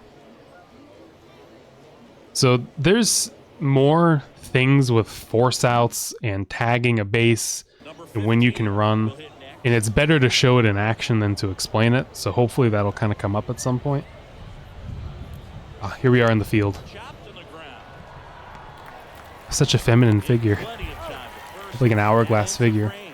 A couple of hits in the inning, but they Ah, can't here we go. get 'em home. Get it. Out of the bottom of the second. We're tied, 0-0. Yay. Hendrick So you'll Clementina getting ready to occasionally get some fielding stuff. You can set it to literally sit there and watch the entire game from the field if you want to for some reason, but that would take way too long, so I'm not going to do that. And I am a power hitter, by the way, so theoretically there should be more home runs than just contact, but that's not a guarantee. Now back, second base. Now at the plate. Really good piece of hitting last time, going to the opposite field. I'm shocked I didn't swing at that. He looks up, you just see into his cavernous nostrils. Don't want to get beat by a fastball in, and he spits on that one. 2 outs. Couple of base runners at first and second. I missed that. I'm not amazing at zone hitting, so I'm gonna keep using zone hitting, but it is possible I'll change at some point Runners on, probably a challenge pitch coming. because I do that a lot. It's pretty hard to hit with zone hitting. Good hitters count the 2-0. And a foul ball.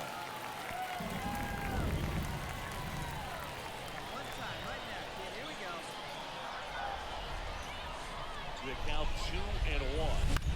Swing and he popped it up. Phillip under it. Drops into the glove. And that is that. So they strand a pair. We move on to the bottom of inning number 3. We're tied, 0-0.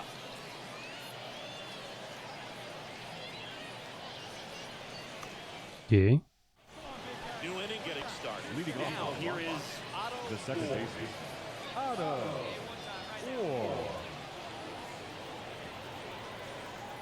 Oh, why did I swing? Yanoa back to work. That one fouled off.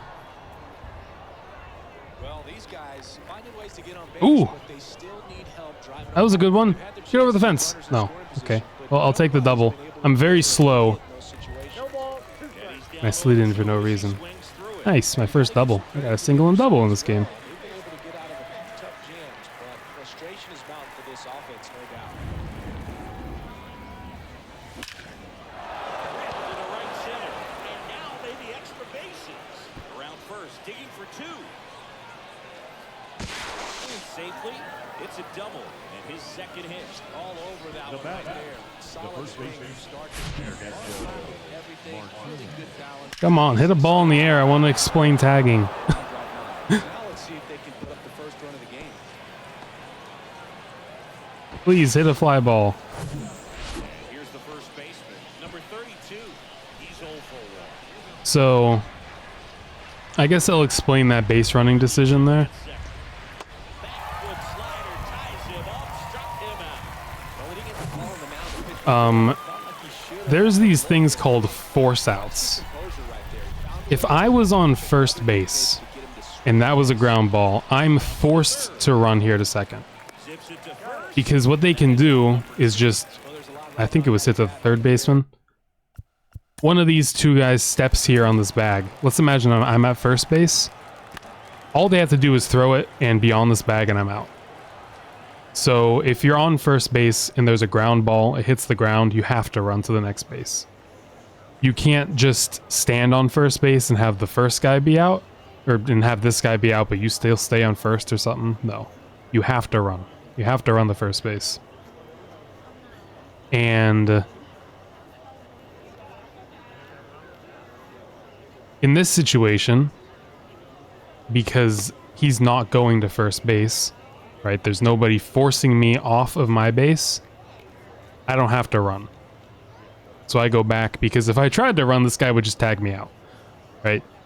I would almost certainly get into like some kind of a pickle here where they'd get me out.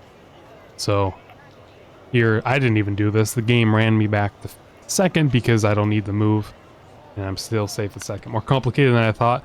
Force outs are one of the more complicated things for me to explain, which is why I really wanted to have somebody hit a fly ball so I could talk about tagging, because that would help explain some things, but nobody hit a fly ball. Yeah, things get complicated until you understand it. Like, whenever you try and explain force outs are the hardest thing to explain to somebody. See, that was a slider, so it looked like a fastball, but then I mean, in my opinion, they kind of all look like fastballs, even if technically that's a breaking pitch instead of an off-speed one. But yeah. And he swings and misses, and it's 0-1.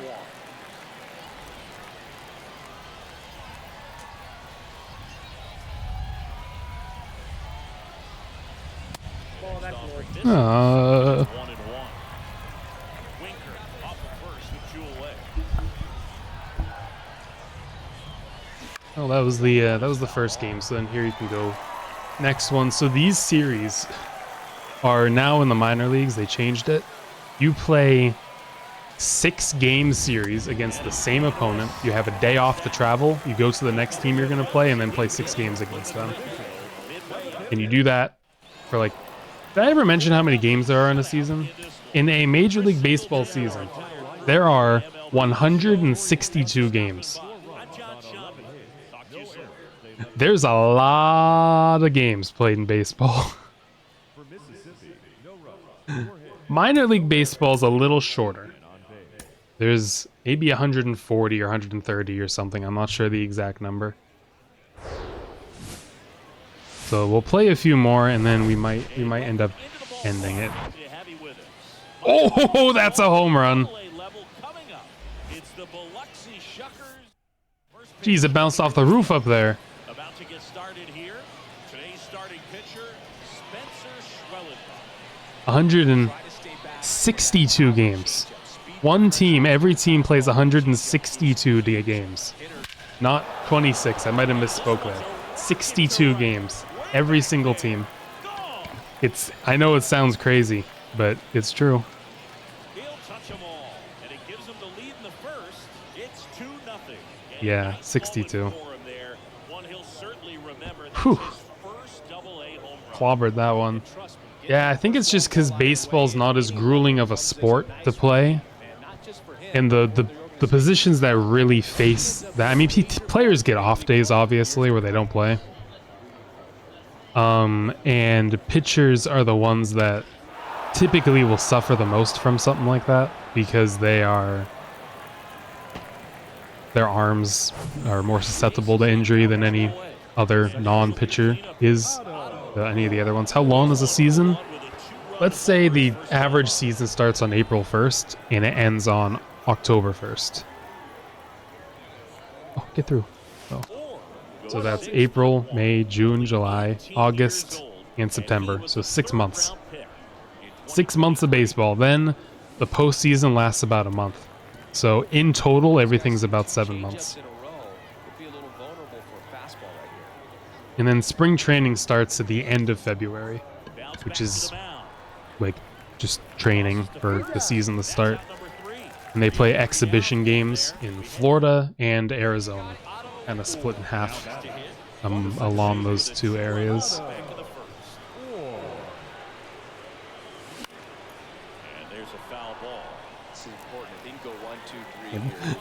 I think his eyes are crazy, but the thing I keep being flabbergasted by is the length of his chin.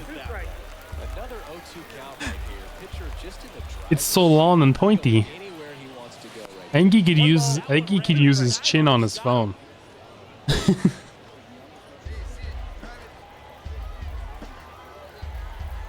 Oh, get down. Oh, he dove and caught that one. They get, let's say, 20-some days off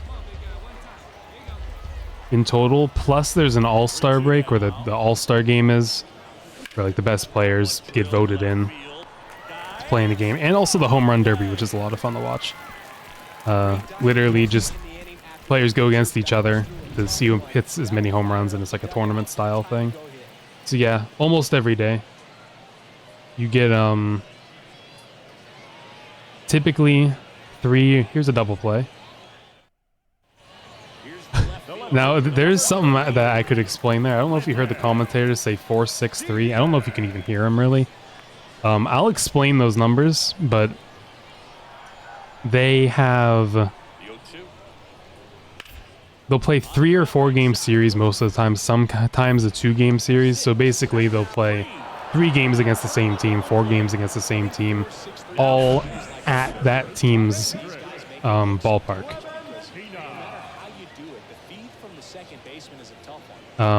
Then typically it'll end with like a day game. Then they'll travel and play a night game the next day somewhere else, or they'll stay at home. Right, there are like home stands, or maybe they'll play 3 games in a row at home, or 3 series in a row at home. I mean, and then they'll be away for like 3 series sometimes. Sometimes it's just 1 or 2. Ooh, go. Ooh, not out of the park, but I'll take a double. Then they'll have like a day off after, let's say, 3 series. Sometimes just after 1. Sometimes you'll have a day off, go play 3 games, and have another day off. But yeah, so you go a while without having days off. There'll be some times where like 20 games will go by and you'll have like 1 day off in there. So it's pretty long. Now, if you could hit a fly ball, I'd be really happy. That's not a fly ball, but I'll take a single. All right, let's try and get home. Let's get home. Yeah, slide in. And typically when somebody slides, it's because they're trying to avoid a tag. Yeah, it's a lot of baseball. And something that they added this year, which kind of goes along with rest and energy and stuff, because some pitchers aren't too super happy about it. They added a pitch clock. So now once the pitcher catches the ball, if there's nobody on base, they need to throw it within 15 seconds. They need to throw it like home. They need to pitch it. If somebody's on base, so somebody's occupying one of these bases, or they're all occupied, whatever, not including home plate, or second or third, then, because nobody occupies home plate except for the batter. Anyways, you get 20 seconds. But the batter has to be in the batter's box ready by the time it hits 8 or 7 seconds, I forget. So I'll explain here. And I'll tell you why they did the pitch clock. Pitch clock exists because of the fact that games were going pretty long. And since they implemented that, 30 minutes just about have been shaved off of every single game. They average around maybe 2 hours and 35 minutes a game now. All of the time that was shaved off was literal downtime where nothing happened, which is kind of insane. So games, more stuff happens in baseball games now because the pitches happen more often. So the games are a little bit more, I guess, engaging. But let's look at the replay vault. And let's talk about these numbers. We'll talk about the numbers here, and then I guess before I even mention what those mean, I have to go through here. And this might be like one of the last things that I do today. But we can do more baseball on Monday. I can't stream tomorrow. It's about 6 months and they only play 82 games. Yeah, that there's a lot more off days for basketball. Because in general, I mean, you know, you can probably tell you're not constantly using your body to do things in baseball. So, and you do get days off. Like, players just won't play some days. It'll happen here as well. Like, there's a 6-game series. I might play I might play maybe 5 of them, 4 of them. Players will get days off. Some don't like getting days off at all. Marcus Semien, I think he's played every game for the last 2 or 3 seasons. He cannot stand having a day off. Cal Ripken Jr. had some ridiculous streak of playing every single game. I don't know if that'll ever be broken because there's even more off days than there used to be. Like, as in, teams will rest players when they're not hurt more now than they used to. But yeah, it typically a starting player will play at least maybe around 150 games But that's still not many. That's still 150 games of baseball, not including starting pitchers. Starting pitchers pitch, there's 5 of them typically in a rotation. So they'll pitch one game, then 4 or 5 days later, they'll pitch their next game. And these are the guys that pitch the most. Relief pitchers who come in to relieve, obviously, relieve a starting pitcher. They pitch 2 days in a row, then they need a day off. And relievers typically pitch 1, maybe 2 innings.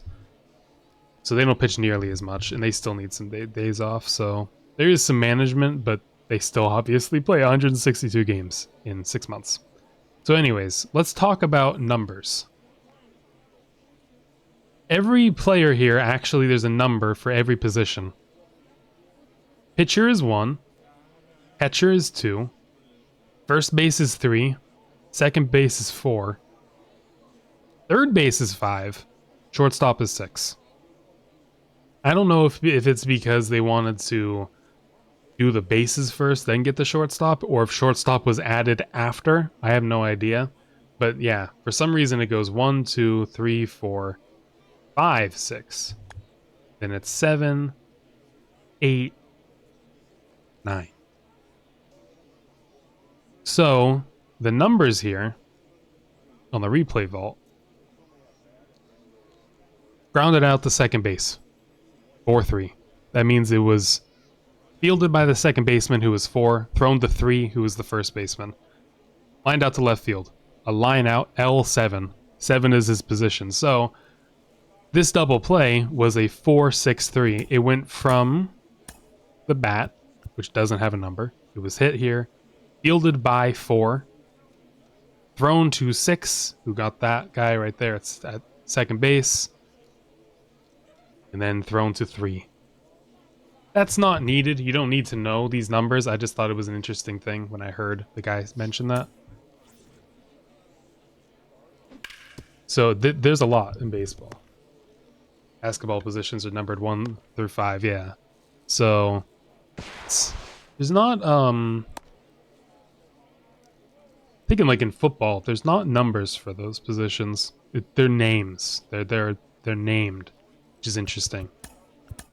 It's because there's not static positions. We'll get to football someday. Football will be a lot of fun to explain too. Because you have 11 players on the field, but there's only rules about 5 of them. Then you can do whatever you want with the others, although teams don't really do whatever you want with the other 6. But still, there's only 5 that have to be at a certain position. Those are some good games here, honestly. But I think it was a bit of a short one today, and I think there's even more about baseball. And remember, Ace, if you have any questions, I'm serious, I don't care how stupid they are, ask them. Ask away. I love explaining anything, so next time I play this, which I think we could just do this again on Monday, ask away. I'll stop playing to explain anything. Like I said, I love baseball. So I'll explain the rules. I'll explain reasons why a team would do this versus this, roster construction, all that. Like I didn't even, you see over here that whiteboard? I'll enlarge it. Like you can see what typically a team would have as, well, how much bigger I can make that. You would have, I can use my little heart here as my cursor again. Oops. Oh, don't move it. There we go. You can see the positions are laid out all on here. Starters, notice how there's 5 spots for a starter. Yeah, I can play an entire game next time. I can just pick a team and I can play through everything, and then you can just ask whatever questions you have. I laid the groundwork by explaining different pitches, and you have a lot of curiosity and little shame. No shame here. You can ask away. This is the bullpen over here. The chat's kind of in the way. Let me move that away so we can get to the... Here's the lineup, you know. There's 9 people, there's 9 positions, so there's 9 people who hit. This is the bullpen. Move out of the way a little bit there. There's spots for 7 of them. They don't have to be 7. There could be 6. Just depends on how you want to make your team. IL over here is the injured list. What am I even moving? Whoops, I'm sorry. This is the bullpen over here. This is the lineup. The IL is here. That's the injured list. So you can put players on there who are injured. I don't know what TRA is. Honestly, I'm really not sure what that is. Travel. Taxi squad? No, I really don't know what that is. It wouldn't be one for the minors. But yeah. So I think today was a good day to lay down baseball. I hope you've learned something, and it wasn't just a bunch of like high-end, like too over your head. I'm explaining too many concepts at once, and that you kind of at least have gathered a few things. Like that I am amazing at making monstrous characters in a character creator. That's my favorite part of this game. Every time I always make something that just looks beautiful. I guess I should save it. I'll do that after the stream. How many players does a baseball team have and you guessed way too high? Ah, man, you didn't remember. I told you that before in BioShock, remember? Maybe that was before I told you. How many players do you think a team has in baseball? This number did change recently. So, it would be funny if 15. There are... It depends. It depends what the answers to this question. There are 9 players on the field playing at once. But on a roster, there are 26. It used to be 25 and increased to 26. But in terms of people on the field playing at once, it's 9. So that's probably what the answer was. Or it could have been 10, because technically there's a designated hitter for the pitcher. The pitchers don't hit anymore. They used to, but that used to be a difference. I can't just keep going down. I'm never going to stop the stream. Yeah, 9. 9 is really the correct answer. Technically it's 10 now, but 9. Pitchers used to hit all the time. Then in 1973, maybe, the American League, because there's 2 leagues. There's Major League Baseball, and then it's split in half into leagues. And then inside of that, it's split even further into divisions. But there's the American League, which is one half, and the National League, which is the other. American League and National League used to be 2 separate leagues way back in the day. Way back. Early 1900s. Then they merged to make Major League Baseball. American League, National League. American League and National League used to have a lot of rule differences. Until a couple of years ago, there was one. Now there's none. The designated hitter, it's split like, yeah. Most sports leagues around here are split like that. The NBA is split like that too, East and West Conference. It's American and National for the names, if that's what you mean. It's the American Conference and National Conference. National Football Conference, American Football Conference to be exact, AFC, NFC, but so the American League had a designated hitter, which meant that the pitcher did not hit. There was a guy whose entire job was to hit in the pitcher's spot in the lineup. And he's the DH, the designated hitter. They recently, in 2021 or 2022, one of those 2 years, I think it was 21. No, I think it was last year. It was last year, 2022. They added in a designated hitter to the National League as well. So now it's the same. There are pros and cons to it that I shouldn't really get into, but pitchers weren't typically very good at hitting, unless you're Shohei Ohtani. They added literally a rule for him that he can play DH and pitch. So when he's done pitching, he can stay in as a designated hitter. They added a rule for him because he's so good. I don't know if you know who Shohei Ohtani is. He pitches and hits. And he's one of the best pitchers and one of the best hitters in the league. He's insane. He's my idol. You've never heard of Shohei Ohtani. Man, I could go over him more. I don't want to keep going too long here. But I think next stream I could talk more about Shohei Ohtani and how amazing he is, and all that. And then explain more about some other stuff. No, not the first guy that changed the rules of the game. There's many other people who will do things like that. And it's just... He's the only player that does it both ways. Like, that pitches and hits. No one else does it.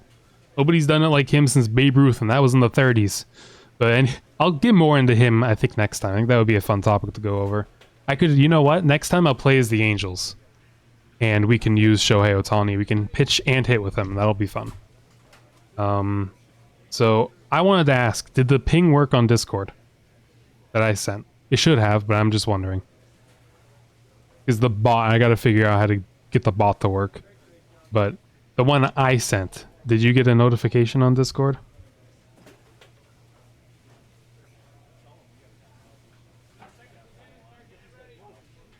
Because I hope you did.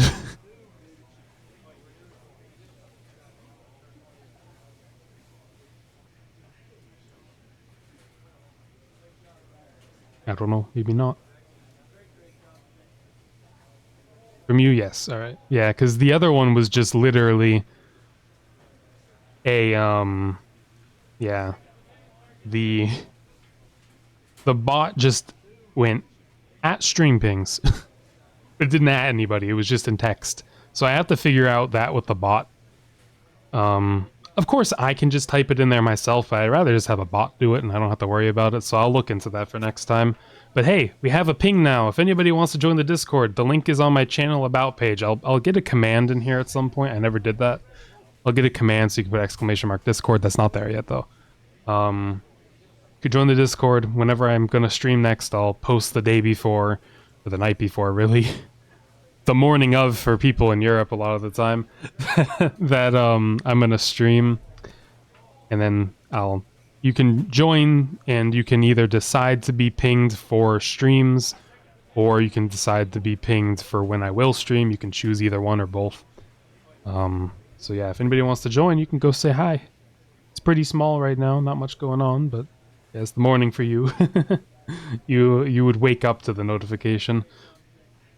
I could do them earlier, but I think it's okay doing it a bit sooner to when it happens. I don't want to do it as late as I have been. I want to do it a couple hours earlier, but yeah. Okay, let's go to the ending stream. Yeah, we got some music going on here now. Yeah, I just want to find the point where I think it hits the most people. And I think, like... No, actually, I did it early last night. Basically, 3 hours after I did it yesterday, after I sent my tweet out and then posted it as a stream announcement, I think I want to do it around that time. I think that's a good time to get a good reach. I don't know why, mentally. It's just what I thought of would be good. I wore my glasses all day today because I was a professor. I had to look all studious with my glasses on, of course.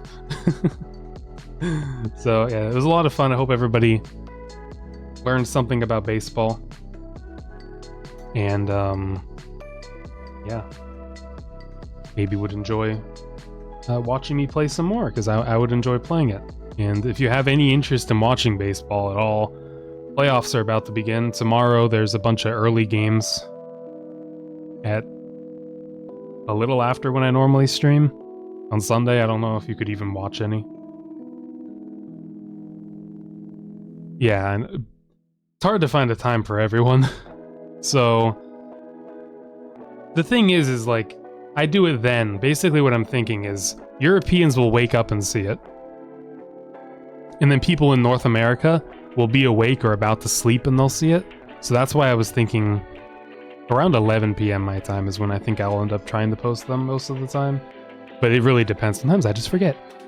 And I post it before I go to sleep. Oh man. But okay. I think I should end it. Like I said, if anybody happens to have any interest in... Why did I turn the music off already? Yeah. If anybody happens to have any interest, tomorrow there are early games if you could find one. The playoffs start as they continue to get later, the games will be very late at night for anybody in Europe.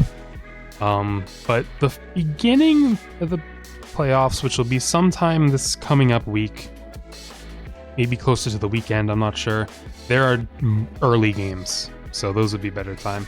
Obviously, you don't have to watch it, ever. I'm just saying if anybody would be interested in it. It's fun. I like baseball. It's cool. And, yeah. We'll play more this Monday, I think. And then at some point we'll do football as well. So, yes. Anyways, I've been delaying this ending forever, but I think we'll stop now officially. So, thank you for watching. I had a lot of fun playing baseball, teaching baseball. And we can do more of it on Monday, I think. I think that would be fun. I'll do a full normal game, and then we'll continue our path to getting Krinmo to the majors. And getting a trophy for him outside the stadium, maybe. Hey, Janjo. Thank you for the head pat. Thanks for watching. Wanna raid Precy? I can.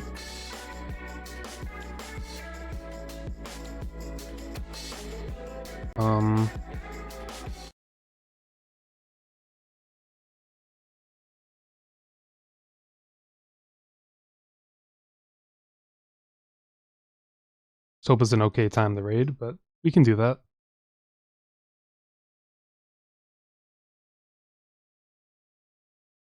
I just hope it's an okay time to raid. So, we can raid her. You can go say hi. I mean, hopefully, maybe you'll cheer up a little bit. So yes, everybody, thank you for watching. I think I'll hit the raid now button a little early, so yeah, I think she'll appreciate it. So if you've never seen Precy, she's wonderful. It's how me and Ace and Pepsi met each other, was through her channel. So yeah, I'll hit the start raid button here in a second. Thank you for watching, everybody. I really appreciate it. I had a lot of fun. Thank you so much. You're wonderful. And I'll see you guys Monday, normal-ish time. So bye bye everybody.